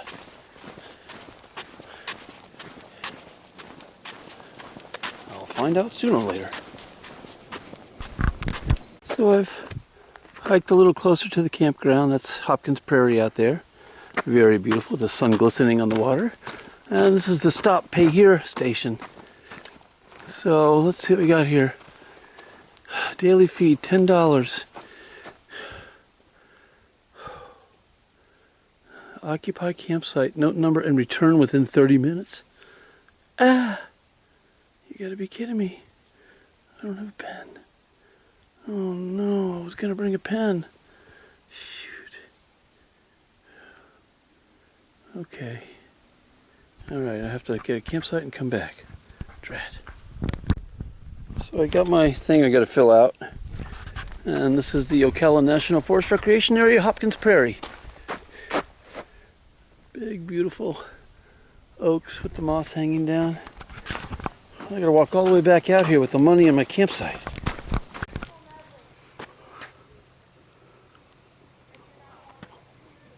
Oh, a beautiful evening. Wait, I'm all set up with my tent. I'm going to walk through the campsite. I'm looking for something called the Bat Tower.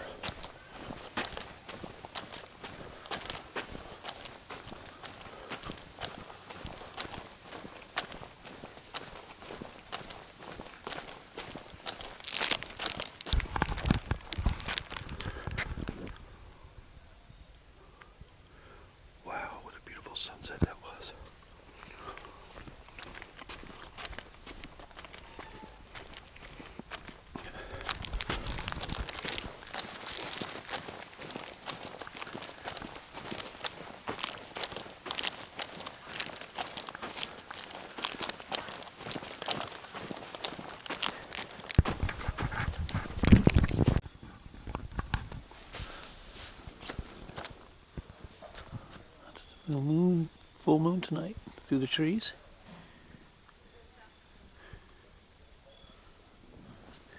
I got my backpack come up here, but I'm going to bring it inside, I think. And then, look at, I hung my bear bag in this headlamp I have. Makes things glow.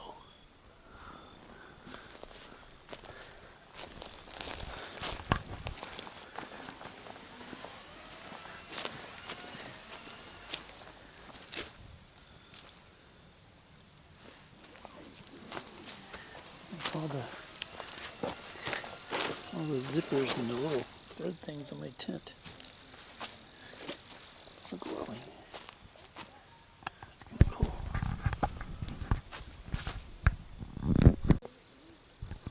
So I'm inside my tent right now.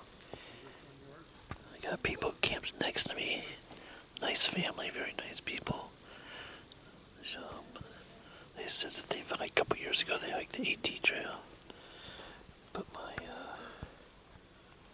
tent really has a lot of good room in it. My mattress feels good. I got my blow-up pillow, feels good. Everything's secured down. Beautiful temperatures right now. I'm not cold at all. I'm supposed to get down in the 40s though. But so, thanks Captain Nemo for the good tent. Signing off for the evening. So it's about 8 o'clock in the morning. I had a pretty rough night's sleep. I was cold. My feet were warm. The sleeping bag did good. This is a 30 Galactic 30, I think. And I mean, I guess if I would have had some warmer clothes on, it would have been perfect. My feet were nice and warm, but my upper end wasn't. Now I had a sleeping bag liner in there, and that was kind of cool, but it's also kind of messy. But I set it up in the dark, so I think that if I would have gotten it properly installed, that would have been a little bit better. But it is a lot of fabric moving around. I got a mess here. Recharging my phone. I got this Anchor 20, the Qualcomm 3.0, which is like 28. So it's 28,000, and it's heavy, but it can charge a lot. So my phone is dead. Not dead voltage-wise. I just have no signal. It's searching for a network. And I got T-Mobile, and I've got no network. And talked to somebody else who has Verizon, and they've got a great connection, data and everything.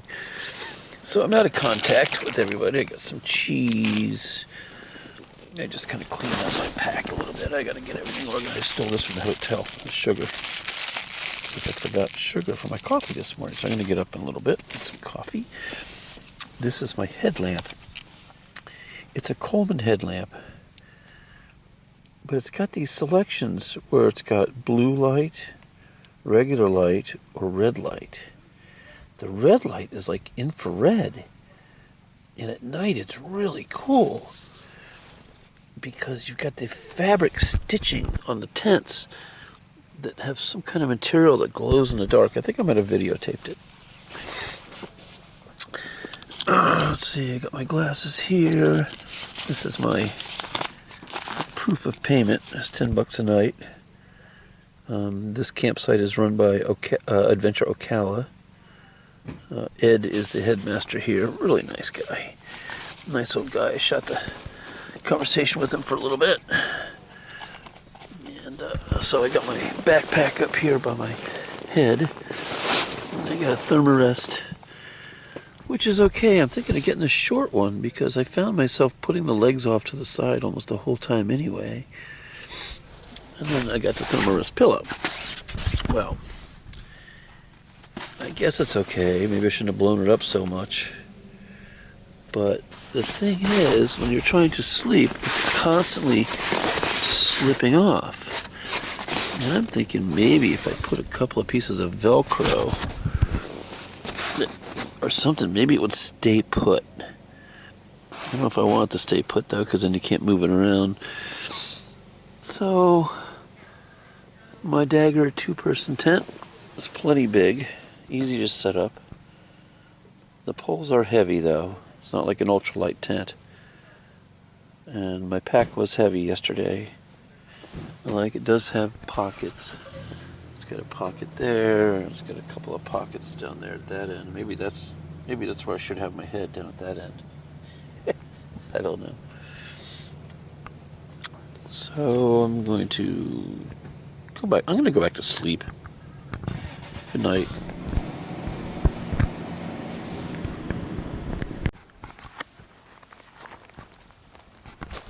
So I'm on a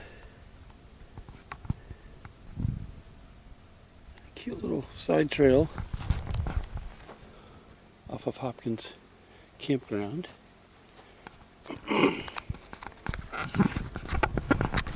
This is Hopkins Prairie.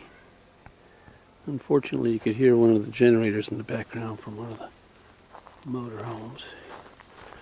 But it looks like this goes right down to the water here.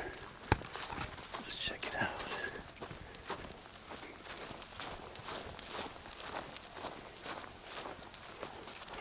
Now, they say there are alligators and rattlesnakes.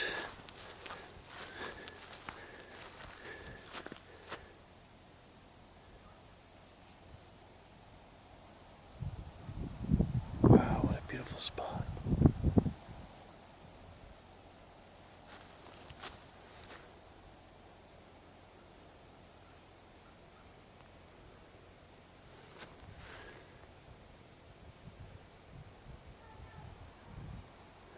So the campground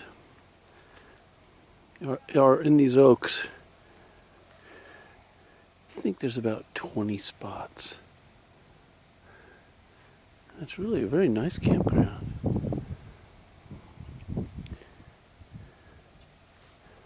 Haven't seen any bears yet.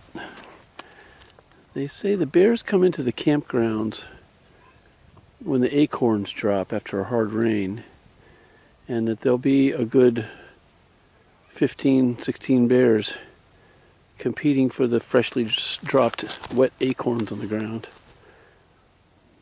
But that only happens once or twice a year, usually around Thanksgiving is what the campground manager Ed was telling me.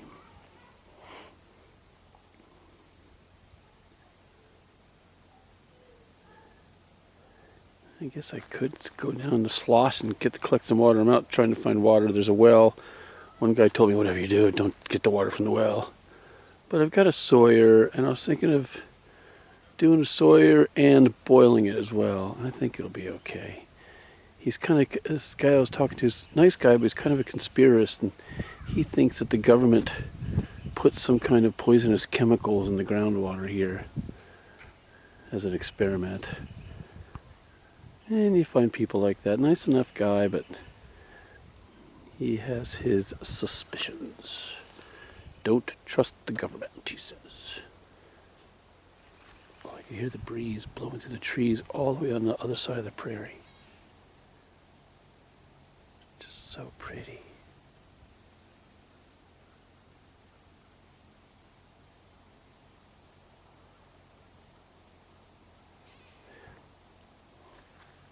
I've been told that usually all this grass right here, well, not usually, but in the past, this was all underwater. And that the prairie levels have dropped a couple of feet. It's actually been lower than this, though. They were telling me that there was one time when there was no water at all right here. It was just all mud. So now it's kind of a shallow pond. There's lily pads over there. Or, better yet, a prairie. Way out there looks like a birdhouse.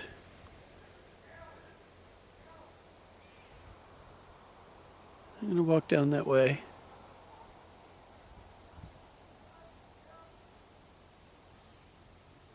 I'm going to walk down that way and check it out.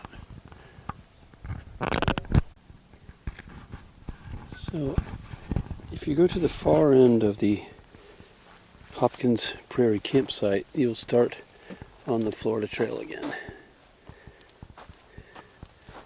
And I think it pretty much it goes almost all the way around the prairie to the other side.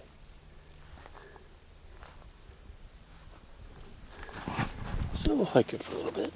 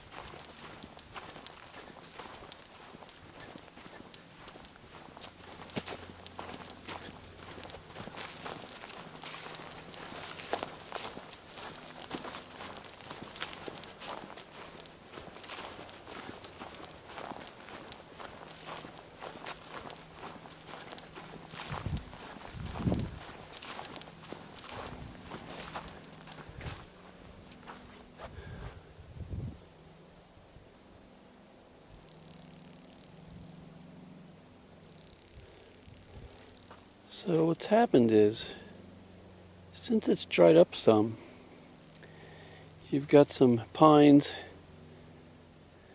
and some hardwoods starting to take hold. So it's going to change this for years to come. Way on the other side of the prairie over there, I think I see a camp pitched. I don't know if I'm going to go that far right now.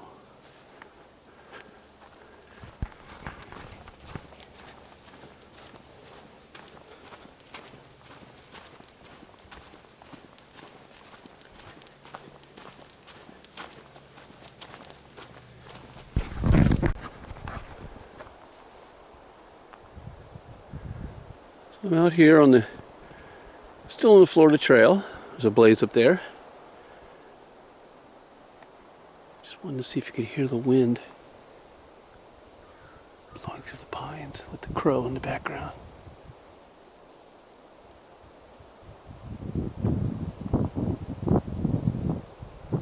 And if you look way back there, maybe I can get a little closer. I'm a little leery about doing this, but it is a beehive on this tree. Oh no, it's not. It's a bear.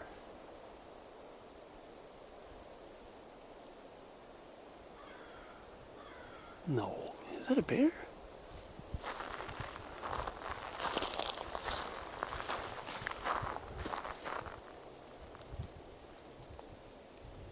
No.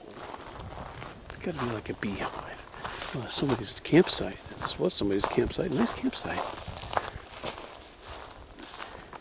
thought maybe it was a bear hugging the tree, sleeping. Oh my God, it is. No. I can't tell. It looks like fur. No, but it's definitely growing.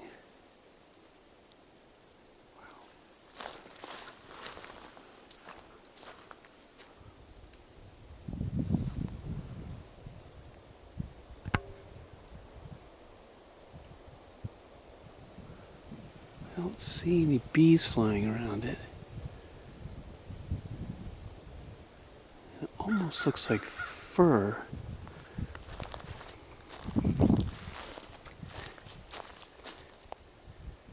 No, it's not a bear.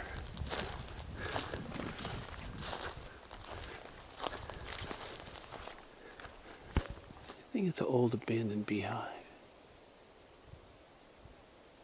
Yeah, I'm not gonna find out.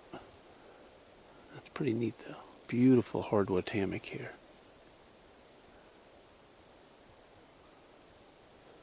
Right on the edge of this little prairie.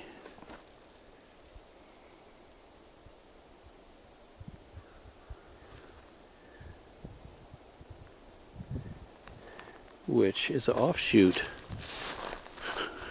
of the big prairie, Hopkins Prairie.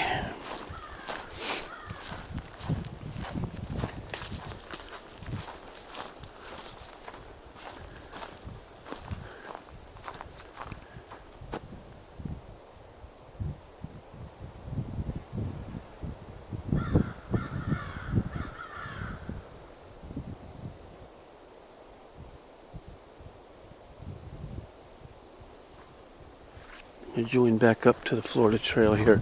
Although I don't have my walking sticks with me, I kind of just started to do a short exploration. It's turning into something more than that. A short hike. Just a short hike.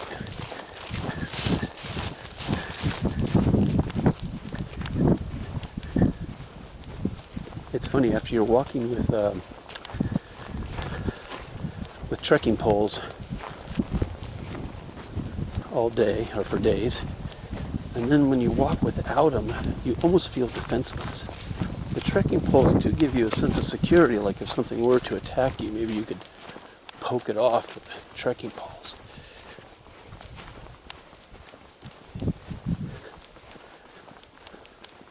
I passed another couple coming the other way, and they had a little French bulldog,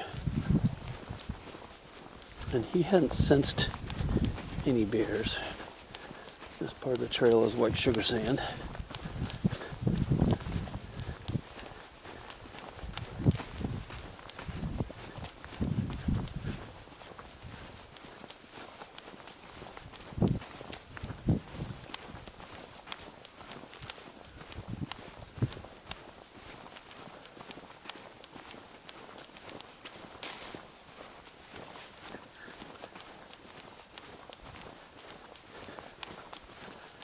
So, John, the gentleman that's camping 3 sites down from me, what an interesting individual. I think I'd mentioned him in an earlier video about being a bit of a conspiratist.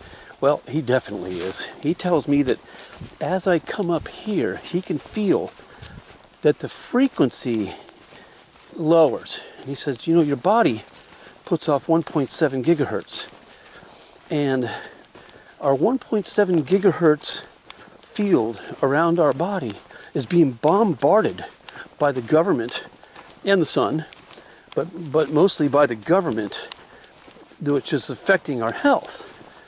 And that's one of the reasons he comes out here, is to get away from a lot of it. The radio waves and microwaves, and he says it's all part of a government conspiracy to try to reduce the world population down to 500 million.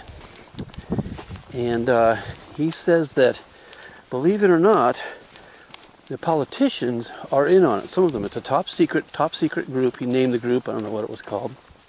Not that Q group or anything like that. But he named the group as being all the leaders of our country. And he says, if you look at all the presidents since George Washington, and you look at their genetic makeup, that George Washington is related to Barack Obama, who's related to Biden, and related to every single other president we have had. Every president except President Trump. So, obviously, I'm taking that with a grain of salt. He says, but they're all in on this, eventually trying to reduce the population. And they have some big, he started getting into the big plan that they have. It involves the microwaves and this and that. And Trump knows about it and tried to fight it. But unfortunately, it was just, he couldn't stop it. He just got hammered against it the whole way. And he's lucky that he didn't get assassinated. So this is nice. This is kind of going around the perimeter of the prairie. I got some low shrubs here, but I'll kind of aim my camera over that way. And I'll stop for a minute to keep it from bouncing all over. So those are the campsites over there. Way off in the distance across the prairie you could see the bat house. I was there last night watching the bats fly off, and that was neat. There weren't too many of them, only maybe a dozen. But it really just is amazing prairie. Some young pines growing on the edges of it here. Like I said, because the water level is low, it gives an opportunity for the pines to take hold and reforest the coastal areas. If it ever was forested, this may have been all forest thousands of years ago. So maybe it's going back to its original state.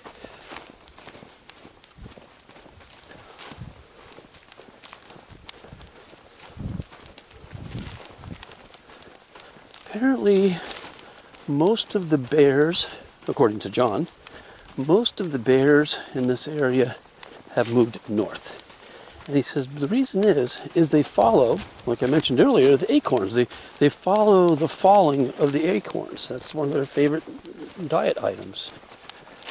Well, here, the acorns are gone.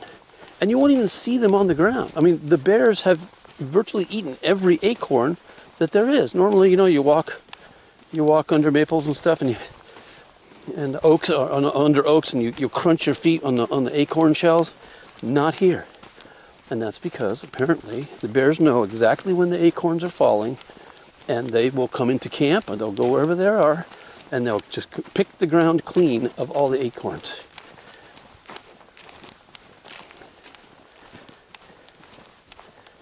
So a little bit of Florida information there. Let me stop here and take a look out here. A little animal path going down to the edge of the prairie here. Maybe we'll get a different perspective.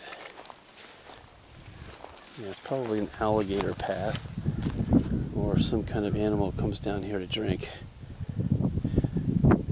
Goes off to the right.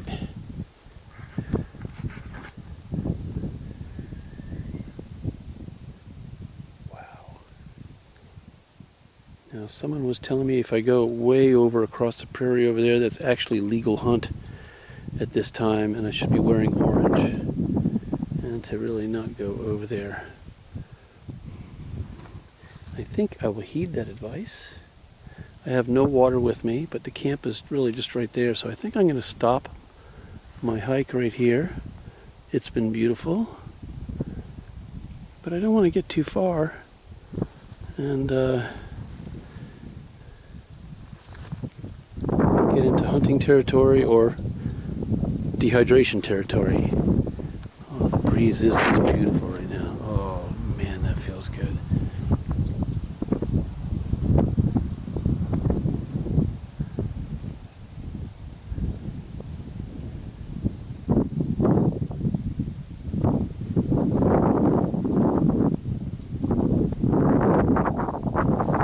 Those pines over there, a good tall stand over there.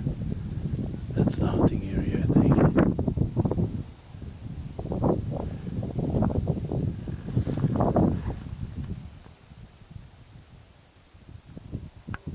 Alright, I'm going to head back. Alright, so I just hopped on the Florida Trail, sorry, it's early in the morning. Florida Trail, heading southbound now from Hopkins Prairie Campground. The trail junction kind of goes around the campsite, the Florida Trail, and to the bat house, which is located on the edge of the prairie. And you could take the road, you could take the campsite road, which is automobile access, toward the junction. I prefer to take the extra mile or so and go around. So I did not take this on the way to the campsite. I didn't realize how beautiful it was. It really is a nice, beautiful morning. I'd say maybe in the 60s, low 60s. It's probably going to warm up today. I have no phone service, so I really wasn't able to check my weather report or anything like that. I have T-Mobile. I think I may have mentioned earlier in this video, a couple people had Verizon, and they said they had 4G and 5G and a great signal and everything. No matter what I did, I couldn't get my T-Mobile to work. So I know it comes back into kick after there's a couple of claw digs back there. I know my signal will kick in. Not that I care that much, but it's been 2 days without anybody able to check on me. And maybe there's somebody there worrying. But when I come up on the crest,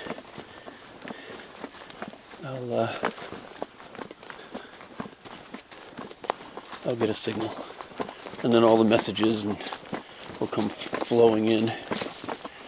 So my pack's a little lighter just because of the food I ate. You can hear it thumping. I kind of put my pot stove on the outside of my pack, and it's flopping around. I'm not liking that. I'm just damned if I'll take this pack off again.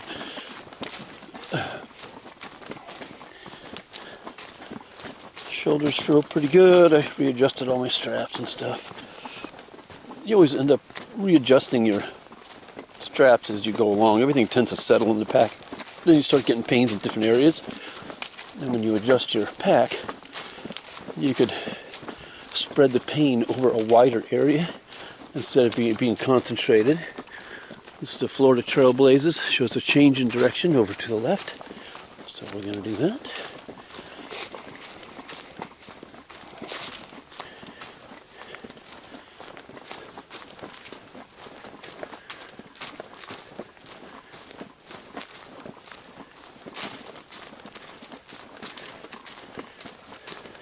So campsites are interesting places. I kind of wanted to just do some wilderness camping, but I don't know this area that well. So I thought at first I'd stay at a campsite with other folks. Well, other folks means campers and generators and kids. And overall, everybody's really nice. But they can be noisy, but I understand. Boundary of recreation area. Oh, I see the prairie off to the bushes over there. So I must be coming up to the road crossing pretty soon. A couple people got a little drunk and were kind of loud until around midnight. But I'm just glad everybody had a good time.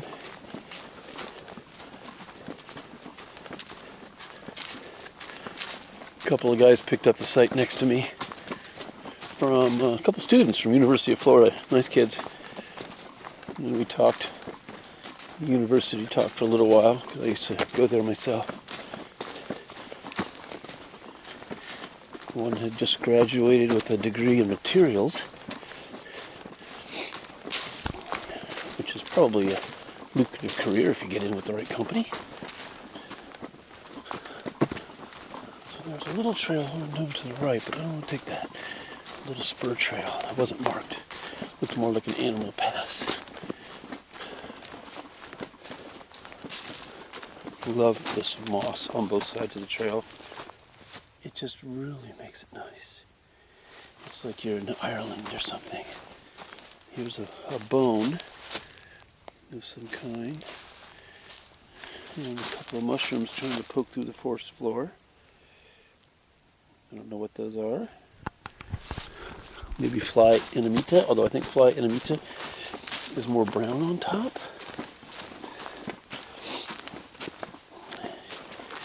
I'm not one for testing the taste of mushrooms out in the wild. If I had a good guide with me, a guidebook, and I was absolutely positive of it, I would gladly do that.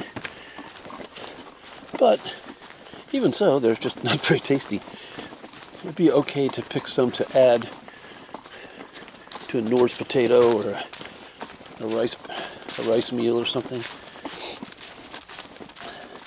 But I just don't think mushrooms have any nutritional value whatsoever. You know, they're not haploid, they're not biploid, 1N or 2N. They have a different genetic structure than any other living organism, and that is called N plus N. So they're not sexual, but they're not asexual. Mushrooms are a very funky thing. Look it up, read about them. It's like its own division of the, well, they're not in the plant kingdom, I don't think, and I know they're not in the animal kingdom, so Basidiomycetes might have its own offshoot from neither kingdom. Now up here is where those two college kids I was talking to, they drove in, and I'm about to come across the road sooner or later, I hope. They drove in and saw 3 bears, a mama bear and 2 cubs, which is not what you want to run into. Luckily they were in the car.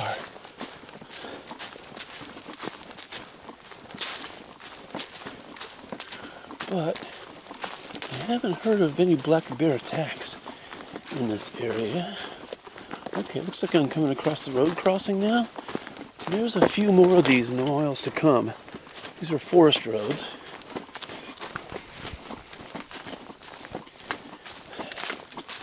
So, if I were to go to the left, it would take me to Highway 19, which is cutting through the east side, up north and south of the east side of the park. And if I go that way, I go to Hopkins Prairie, where my campsite was back there in those thick bushes, a tree stand, that hardwood stand.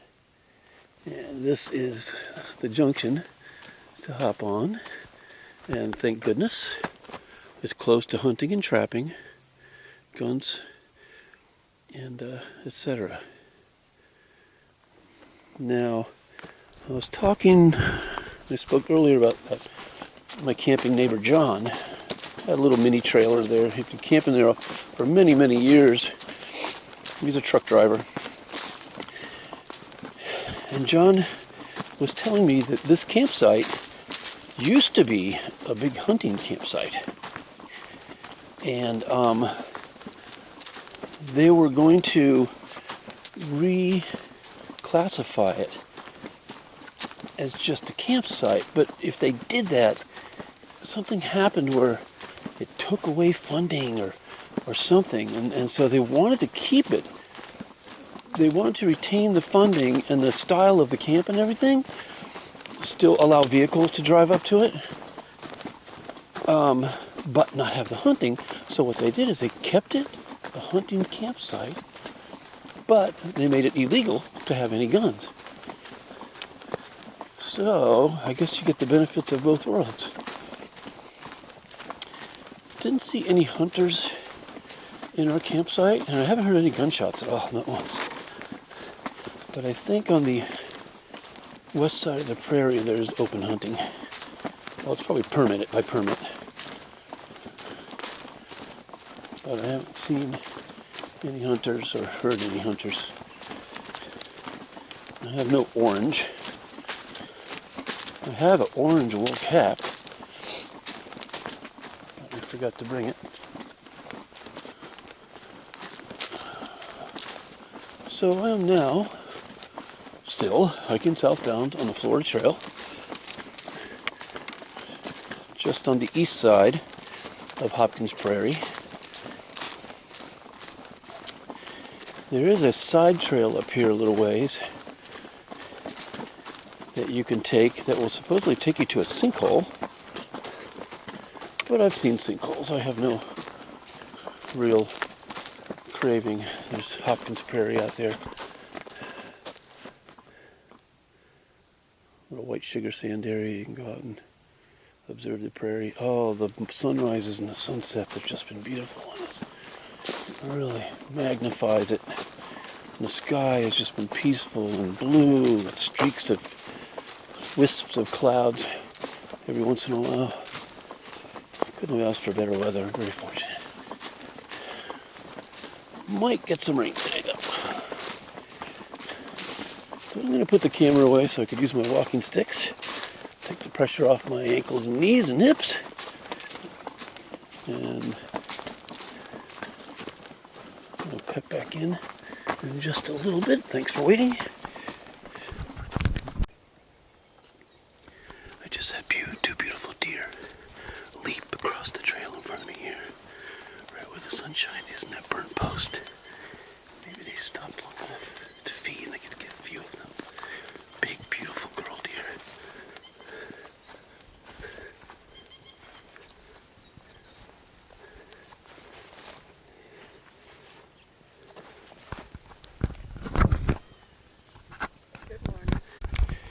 Yeah, so I just kind of got put in my place. Granted, I've got about a 40-pound pack on me, but I passed a group of Florida Trail Association campers, or just hikers, I don't know if they're camping, but they were going to visit a sinkhole, and they had stopped at one of the intersections and reviewing some of the rules and regulations of the forest. I'll say a group of about maybe 15 of them. And every one of them, I would say, was older than me. So I hiked through and said hi to everybody, and I hiked down the trail. And I'm hiking for a good 20, 30 minutes. And I stop. Oh, cool. Hey. And I stop. And I stop because I see a couple of deer crossing the trail, and I want to video, see if I can catch them on film. And this group of Florida Trail Association hikers caught up to me and passed me. And they all look like they're 70-something years old. I'm like, oh, that's encouraging. For them, or I guess. For me, if I'm that age and I could still do it, that'd be great. But they just blew me away. They've all got light day packs, but still. So, subconsciously, I think I picked up my pace.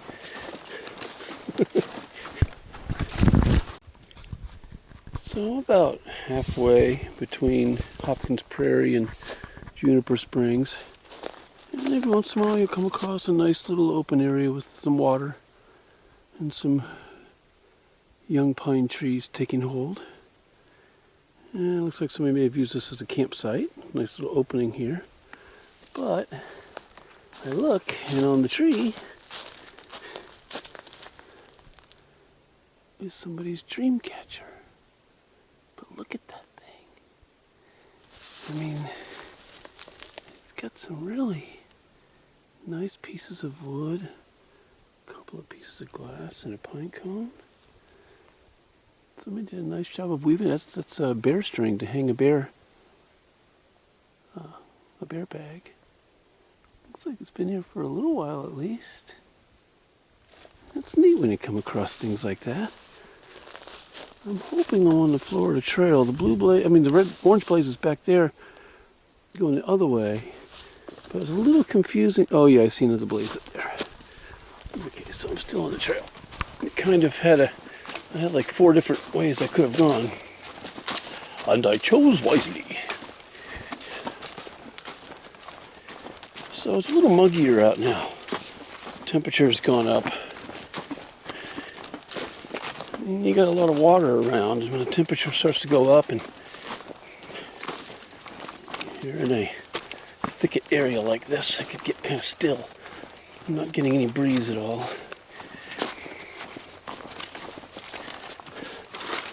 A lot of downed branches here.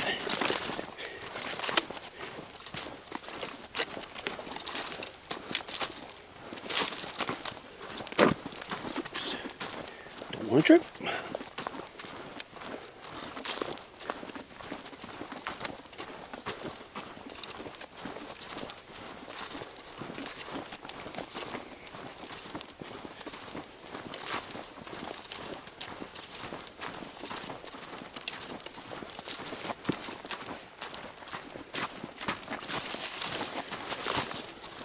stopped a little ways back there and checked myself for ticks, being that it warmed up, and I haven't seen any ticks whatsoever.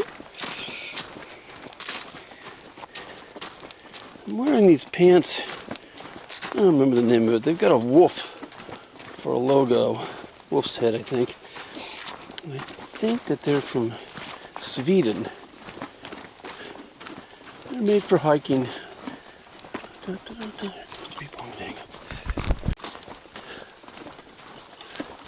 Like I was saying, the pants are made for hiking. And they got pretty good pockets. And they got the side zipper things you could open up for a little ventilation. There's the logo there. Looks like a fox, I guess. But if these are the pants I'm thinking of, I've got a few different pairs. They actually come coated in wax. And they say the wax lasts a long time. Beeswax.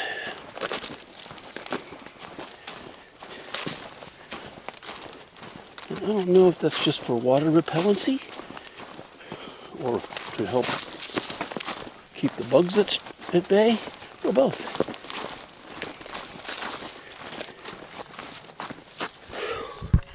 Hold on. Sorry about that.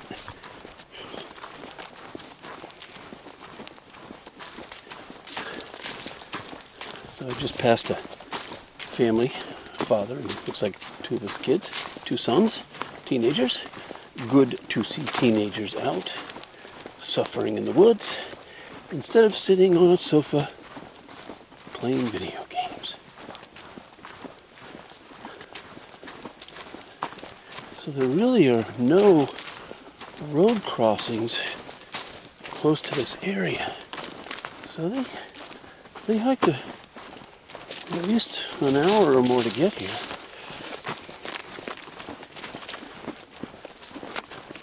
And this opens up to a beautiful prairie. Way across the other side, you can see some arching dead oaks. Really neat. It's like a gateway.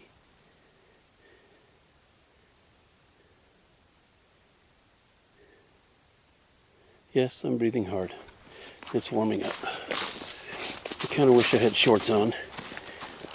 And I also have on a flannel shirt. But I wanted to protect my arms from the sun.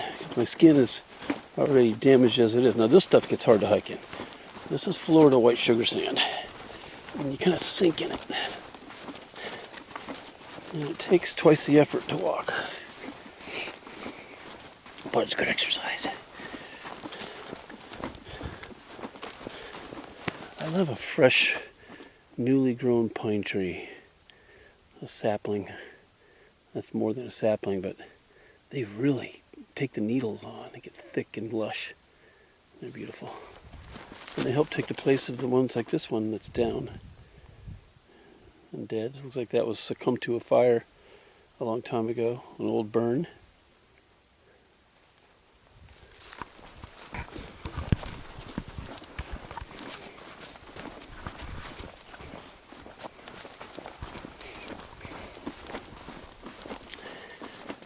This, I don't think I filmed these earlier. Maybe I did. We got cactus out here. Not many. I saw these and then I saw maybe a couple more.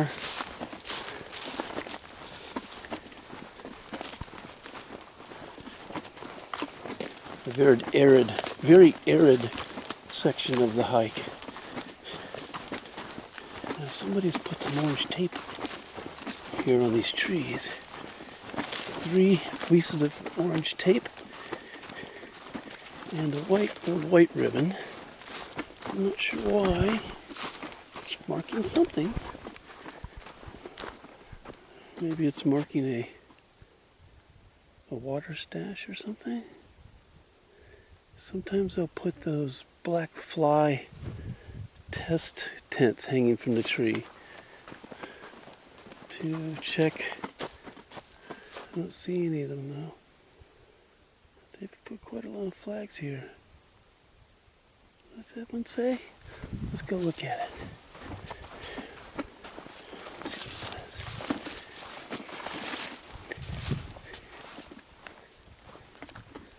escape route. Wow, look at that. It says escape route. And then there's another orange one up there. Interesting. I'm going to stick to the Florida Trail. Oh, maybe there is another road close by. That's how you bushwhack over to it or something. But I don't need to escape. I'm already escaped.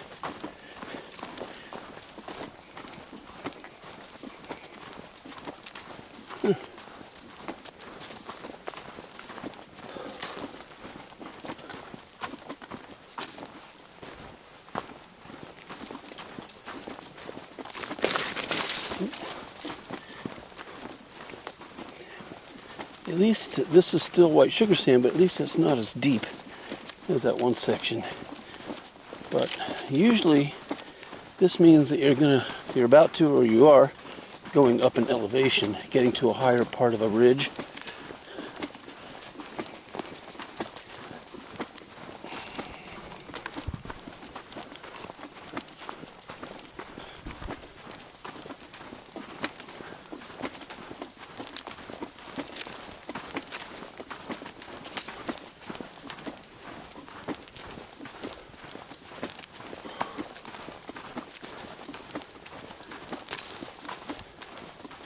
I don't know if you can tell, but it is climbing. It's gradual, but you can feel it.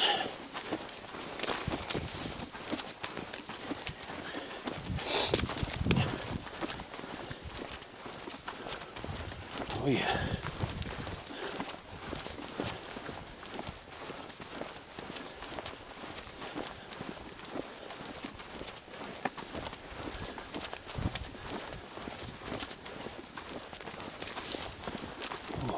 Scat right here. Oh my god. Okay, that's one big bear. To do something like that, you gotta be a pretty big bear. Man.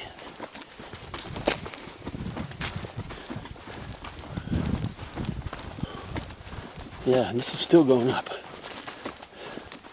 So the Florida elevations are gradual usually, like this. You can feel it in your legs, in the work that you're doing.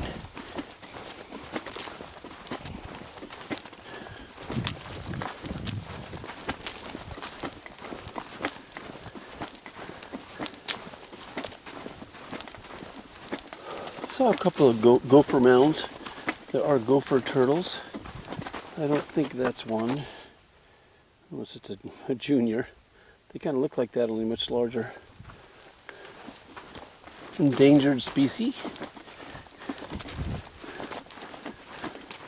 I don't know exactly how endangered they are anymore. If they've been taken care of or what. Most people nowadays don't mess with things like tortoises. Unless they're just ignorant and don't know better. Which is why getting out and spreading the word and reading the signs at the trailheads to help educate people. Ooh, yeah, still climbing. Dang. I'm sure that there's a group out there that takes pride in poaching things like gopher tortoises. Sickeningly enough. They don't bother anybody. They're cute little devils. They just want to live their little tortoise life. Whew. Okay, I'm hoping this will level off in a minute. Still, oh geez, no, it's going up even more.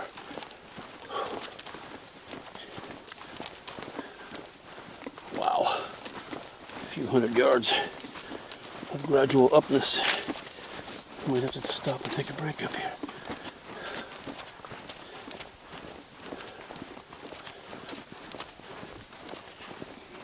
It's still going up.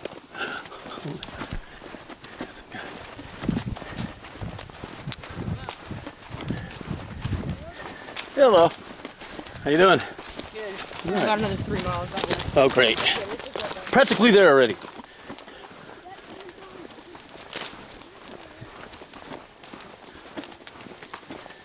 about 3 miles. That's not bad. Unless you're carrying 40 pounds of gear and you're 60-something years old. You're a young kid like that, it's nothing.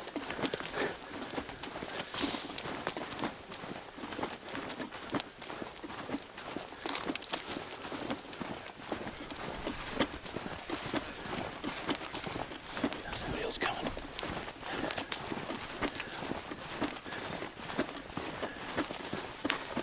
How's it going? Good, how are you? All right. Have a safe one. Thanks. You too. Those kids with you? They blew you away. Yeah. Of course, they're making you carry all the heavy stuff. Look at that. Sure you got the game console in there?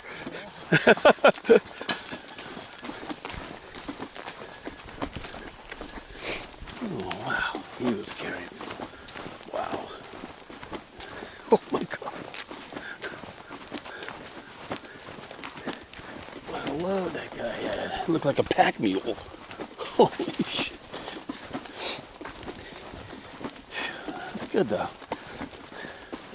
A couple of dads getting their kids out. Oh, okay, now I'm going back downhill. Oh, thank God. Whew. So he just went up with that big load. Now he's going downhill with that big load, so he'll be feeling better in a little bit. Oh, it feels good to be going down. Oh, slow down. I'm gonna trip.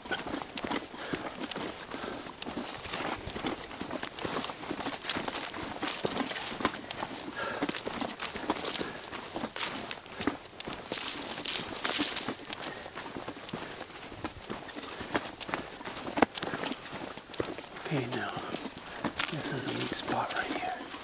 Usually there's somebody resting here. Beautiful water source, actually.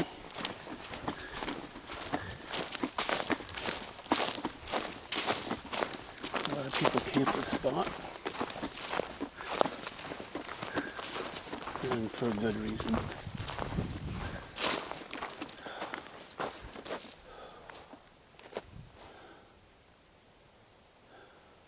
You don't need water. But you know what? I'm going to take another break. I'm going to take a break right over here in the shade up against this pine tree. You really don't need to, but I'm in no real hurry to get back to civilization.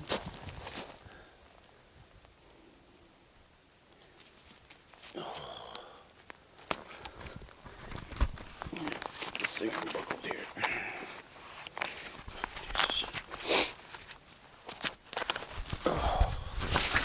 Oh, God.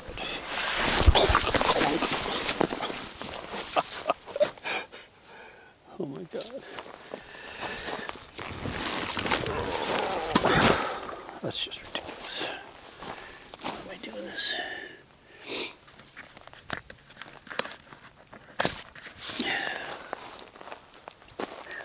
Oh, squirrels. Hey, squirrels. Great. Actually, this tree is not very good for leaning against because it's leaning the wrong way. So I'm just going to sit my butt down right here.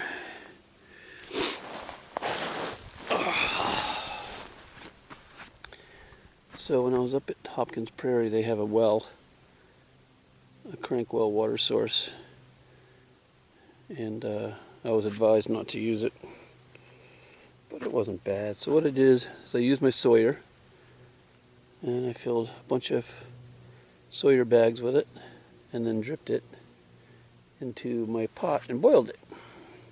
So not only did I filter it, I also boiled it. And it tastes fine, and I haven't gotten sick yet. And it looks pretty clear. One of them was a little orange, the first batch, but I don't mind rust. Rust builds character. These are my shoes I've been using. Gator Trap Lone Peak something trail. Gator Trail. And they've been doing pretty good. My feet are really comfortable. I have no problem with my feet at all. But I haven't gotten them wet and dry and wet and dry and wet and dry. This pack is just overloaded. But, I mean, you carry 4 quarts of water, you know, that's boom, 8 pounds right there. It's 8 pounds a gallon. So I can't imagine the PCT. Wow. 4 quarts of water really isn't very much for the PCT. I'm going to have to lighten my tent. That big tent is really nice. I guess for short hikes. But for long through hikes, I'm thinking of doing something more tarpish with using my tent poles. I mean my trekking poles.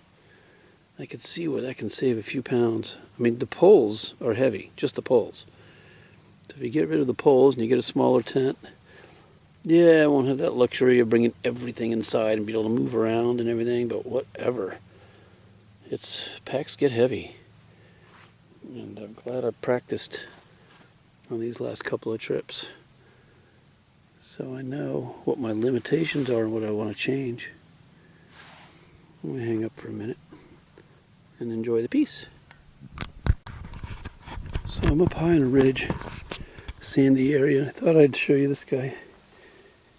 These digs are really good. If you look, that's the hoof of a wild boar.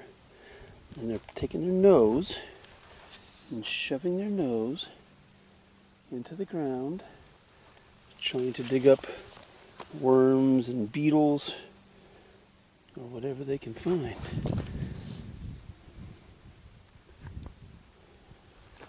Lots of really good diggings right here, and these are fresh. There's no footsteps on them or anything. So this just happened. A couple of spots. If I go a little further up the trail here, I might even run into them. You can see they push the sand with their snout, dig it up and sniff it. See how they push with their snout?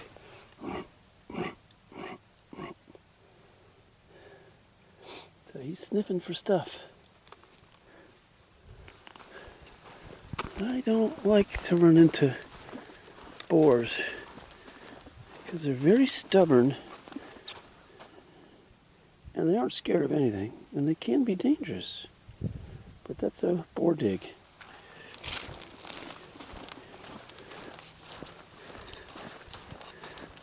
And it looks like I'm going back downhill now. So that was pretty much on the approach to this crest. And now I'm going downhill. I don't see any more hoof prints or nose digs anywhere. Oh yeah, there are. There's a little bit there.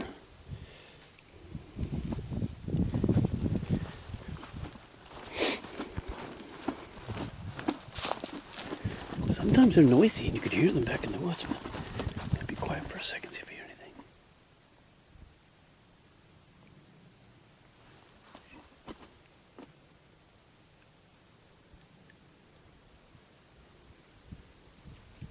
I'm getting a really nice breeze right here. Oh, it feels good.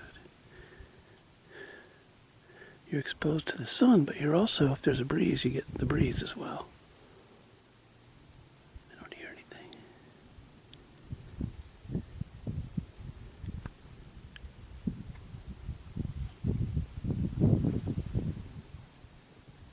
No, don't hear anything. So maybe they got spooked off from other hikers or something.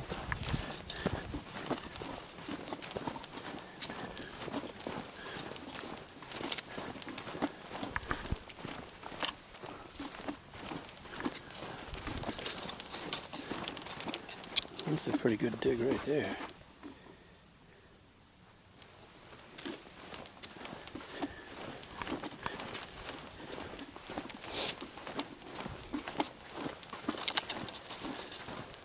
You must instinctively know or smell things.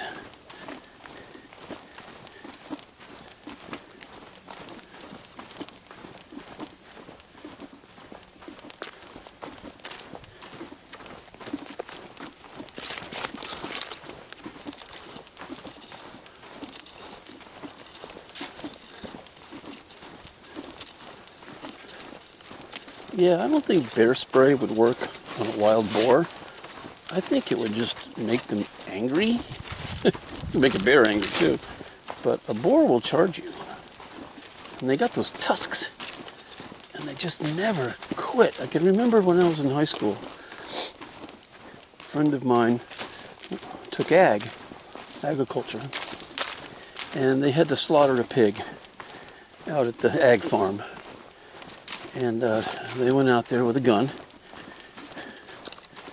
It was a pretty big pig. It wasn't even a wild boar, it was a pig. And he shot him. Shot him really good. Right through the head.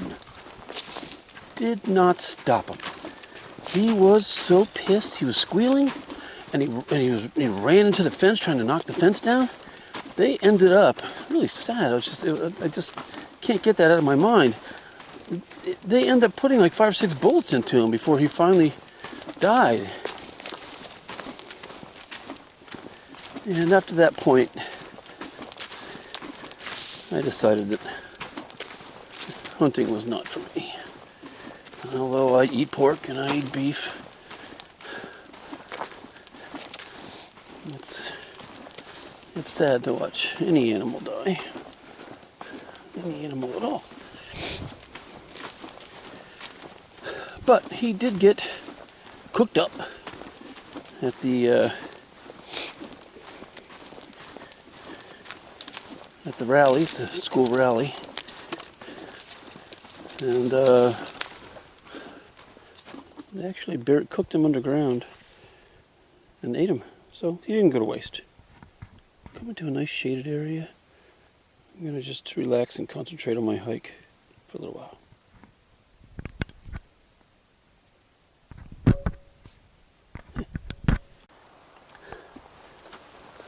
So I've been making some pretty good time. I stopped and took another break under some nice shady oak trees, and here's another view of another beautiful grassland prairie. Don't see any alligators there. There is a rut in the mud right there though. Something dug that. What is that over there? Let's see, make sure there's no alligators here. There's something. Watch out for snakes, water moccasins, and alligators. Because this looks like a good. Oh, it's not a gator.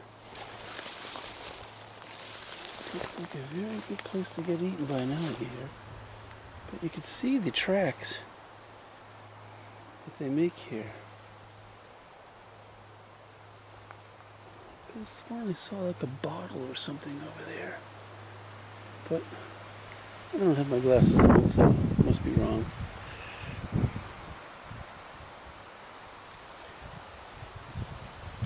Alligators, right?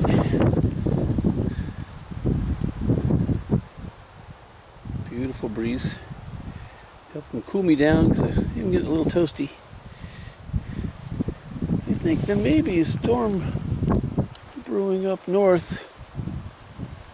Clouds are still white, but they're becoming darker. And the way that wind is blowing, it feels a bit like some type of storm coming up here. Let's look at way over there, some big pine trees on the other side.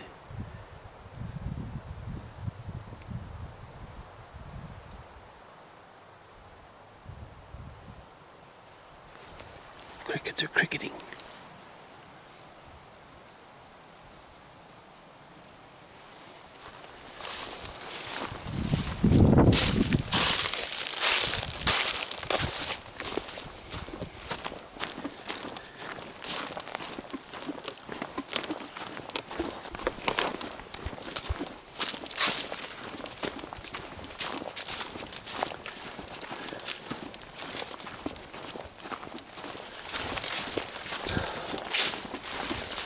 Last time I filled with this little Sony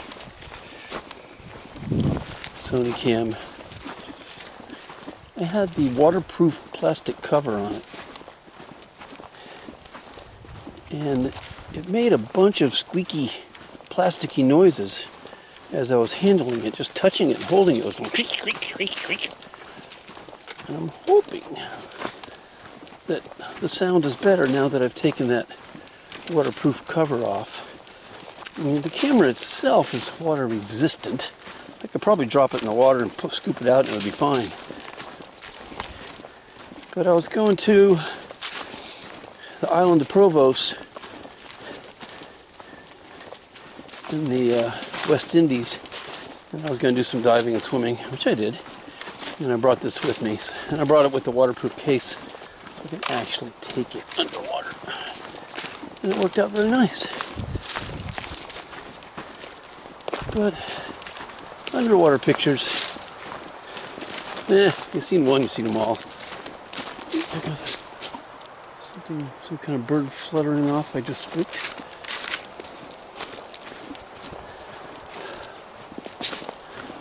Just love how tall these palmettos are.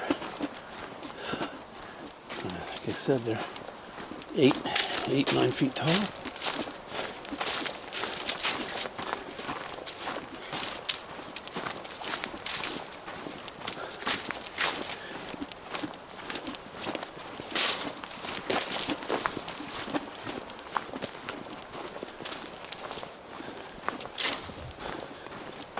I'm still walking along the shoreline of this nice little prairie. I could stop and get some water out of there with my Sawyer, but I think I have enough water left. Is that a duck moving out there? No, I think it's just a lily pad floating around. Yeah, the wind is catching it.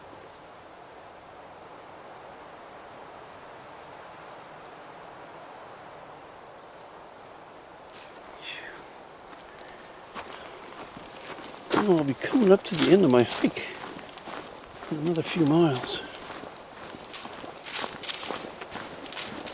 And I'm just really getting a small taste of what thru hikers must get.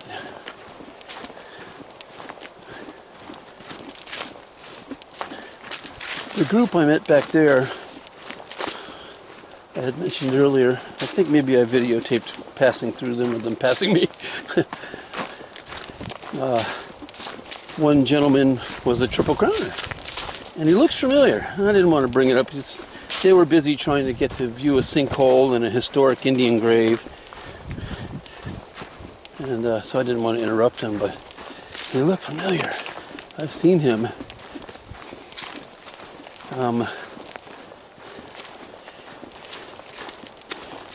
But a lot of people are doing that. Older people. I guess that's my dream too, you know. I haven't retired yet. So I'm trying to squeeze in what I can before retirement. Mix in work and hiking. It's difficult. I only really get winter because that's when the boating season slows down and we can catch our breath and head to the mountains or whatever. Hit the trails. And then after this, get a few days off, and then I'll have to go back to work again. So coming up to the end of the trail is kind of a mark where the fun is over. Maybe it's just until next time.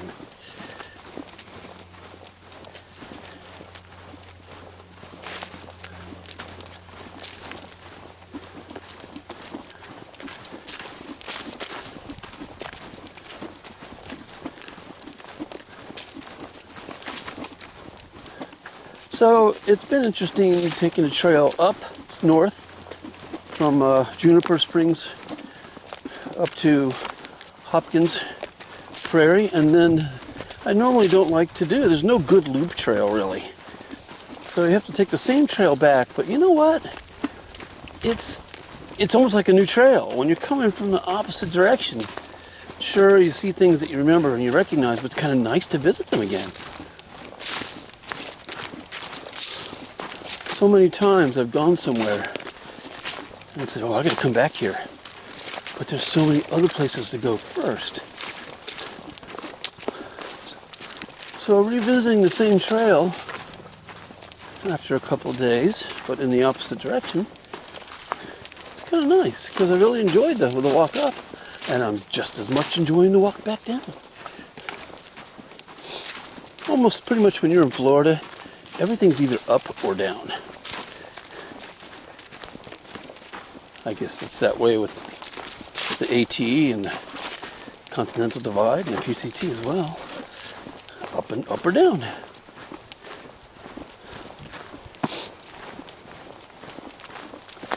And that way I think you get to see layers, geographical layers.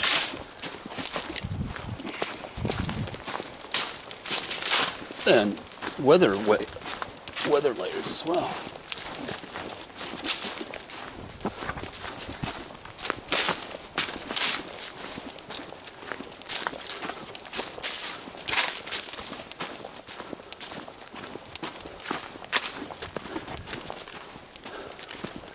Come on up now, off the edge of the prairie,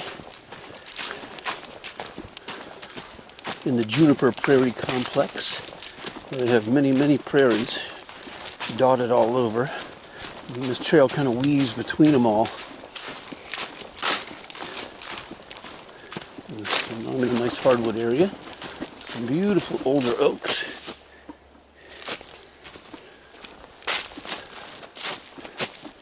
Yeah. They are just amazing trees. I love the moss hanging.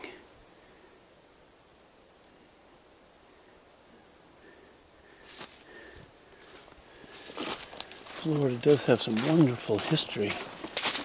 Old crackers that used to make homesteads down here. Trade with the Indians, fish hunt. I got a change of direction. I guess I'm going to go to my left in a minute. Do I do it right now or do I do it after I cross the stream? I don't see any place to do it right now. So I think I gotta cross the creek first and then change direction. Let's try that. See there's a blaze actually on this log. It's gonna take me hopefully across this creek. Let me get my poles out here. I don't want to get my feet wet if possible. Oh Jesus. Okay, good. Now I'll go to the left. I think that was a bit of a better log right there. I think this one I crossed earlier was this little patch of logs here. And then the trail's here. Not marked in any way, but fairly obvious.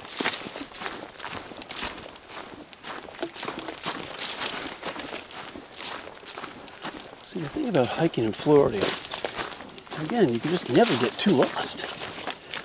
You either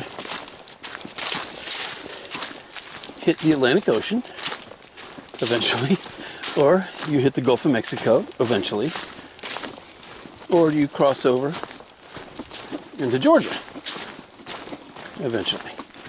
Or if you head south too far, then you'll hit the Everglades and the Keys.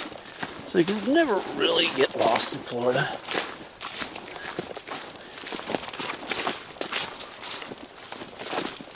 The worst part would be as if you're doing circles. So you try not to do circles. There's another open little prairie, but with mostly tall grass. Young sapling pine trees growing there, with the older growth pines in the background. Cabbage palm growing way back there.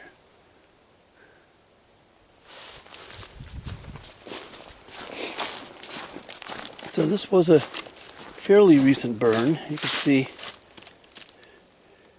I mean, maybe years ago, who knows, 4 or 5 years ago, could have burned here. Maybe even longer than that. There's an old trail mark that's been burned.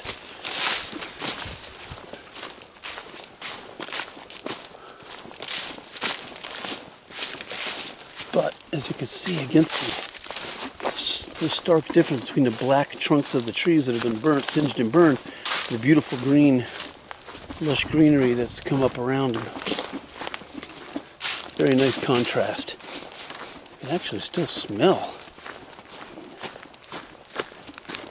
You can still smell the charred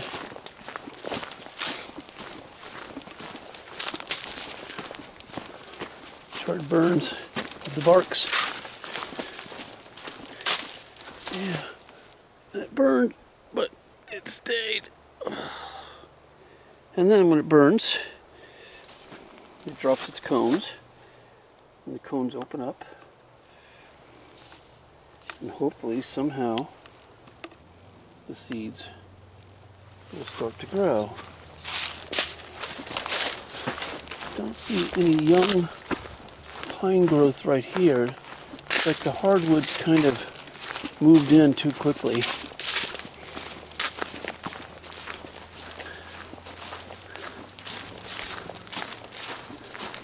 But things eat those pine cone seeds and then they move off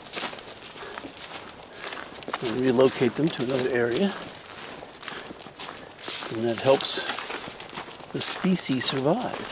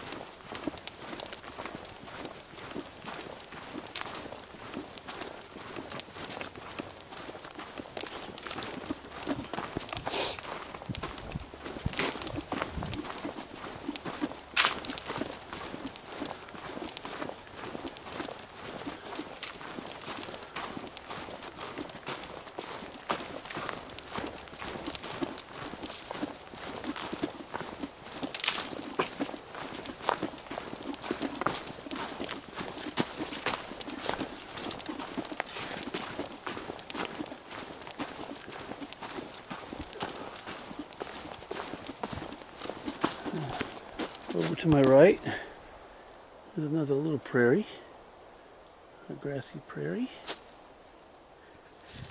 think it's been like this for hundreds and hundreds, if not thousands of years. I don't think this place was ever really logged,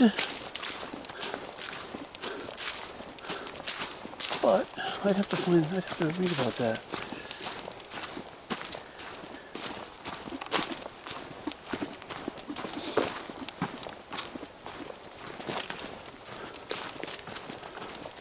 I know large tracts of Ocala Forest are tree farms. And you could usually tell if they're young growth replanted pines because they'll all be in a pattern in a row. I'm not seeing that here. So either they just never replanted here,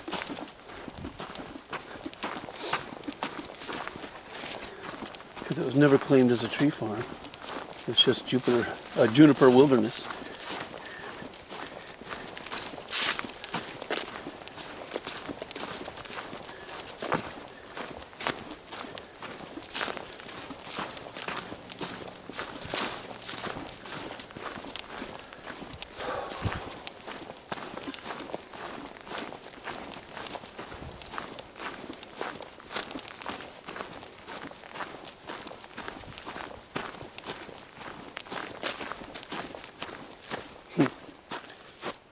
Tried hacking through that old dead log.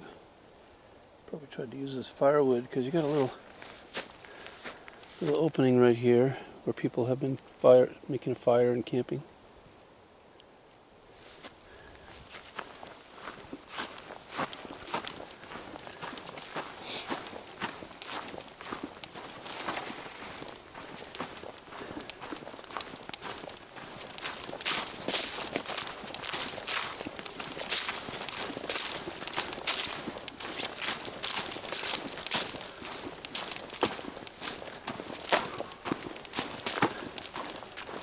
sugar sand coming up here.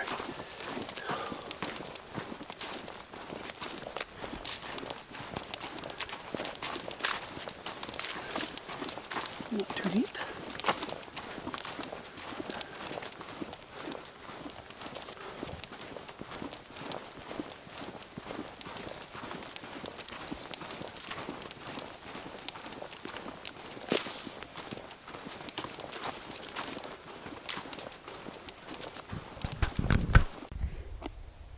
So I stopped on the little log at the trail here.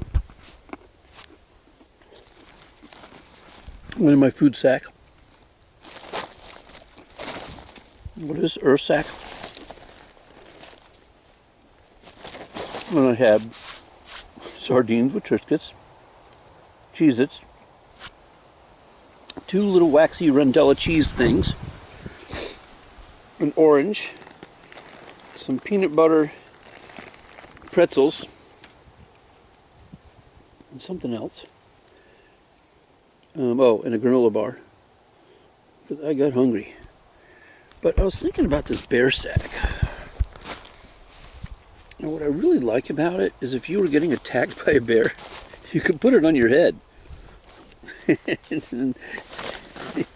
then maybe it wouldn't hurt you so bad. Anyway, I'm packing everything out. Gonna put my tent back up on top of my backpack, my 40-pound backpack from hell. Oh, I gotta get some more water here too. But it's been a beautiful hike. I'm in a nice area, breezy and shady.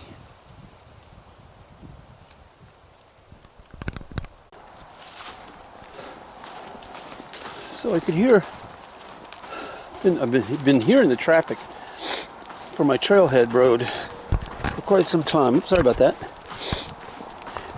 Oh, okay. Guess this is somewhat of the trailhead. Oh, it seems like I hiked another hour since I've heard the traffic. Thought it was closer than that. It's kind of discouraging to think that you're almost there and then... Hi, Smokey. So... that's the map. Blah, blah, blah. Sand pines, gopher tortoise, scrub jay, and bomamamia. It's been a very nice trail. Starting to heat up here at the end of the day. And I've actually only have about a half a bottle of water left. So this is good timing. Now I got the long walk into Juniper Springs parking lot, which is hard surface. Oh, jeez. I'm still not there yet. Okay, signing off.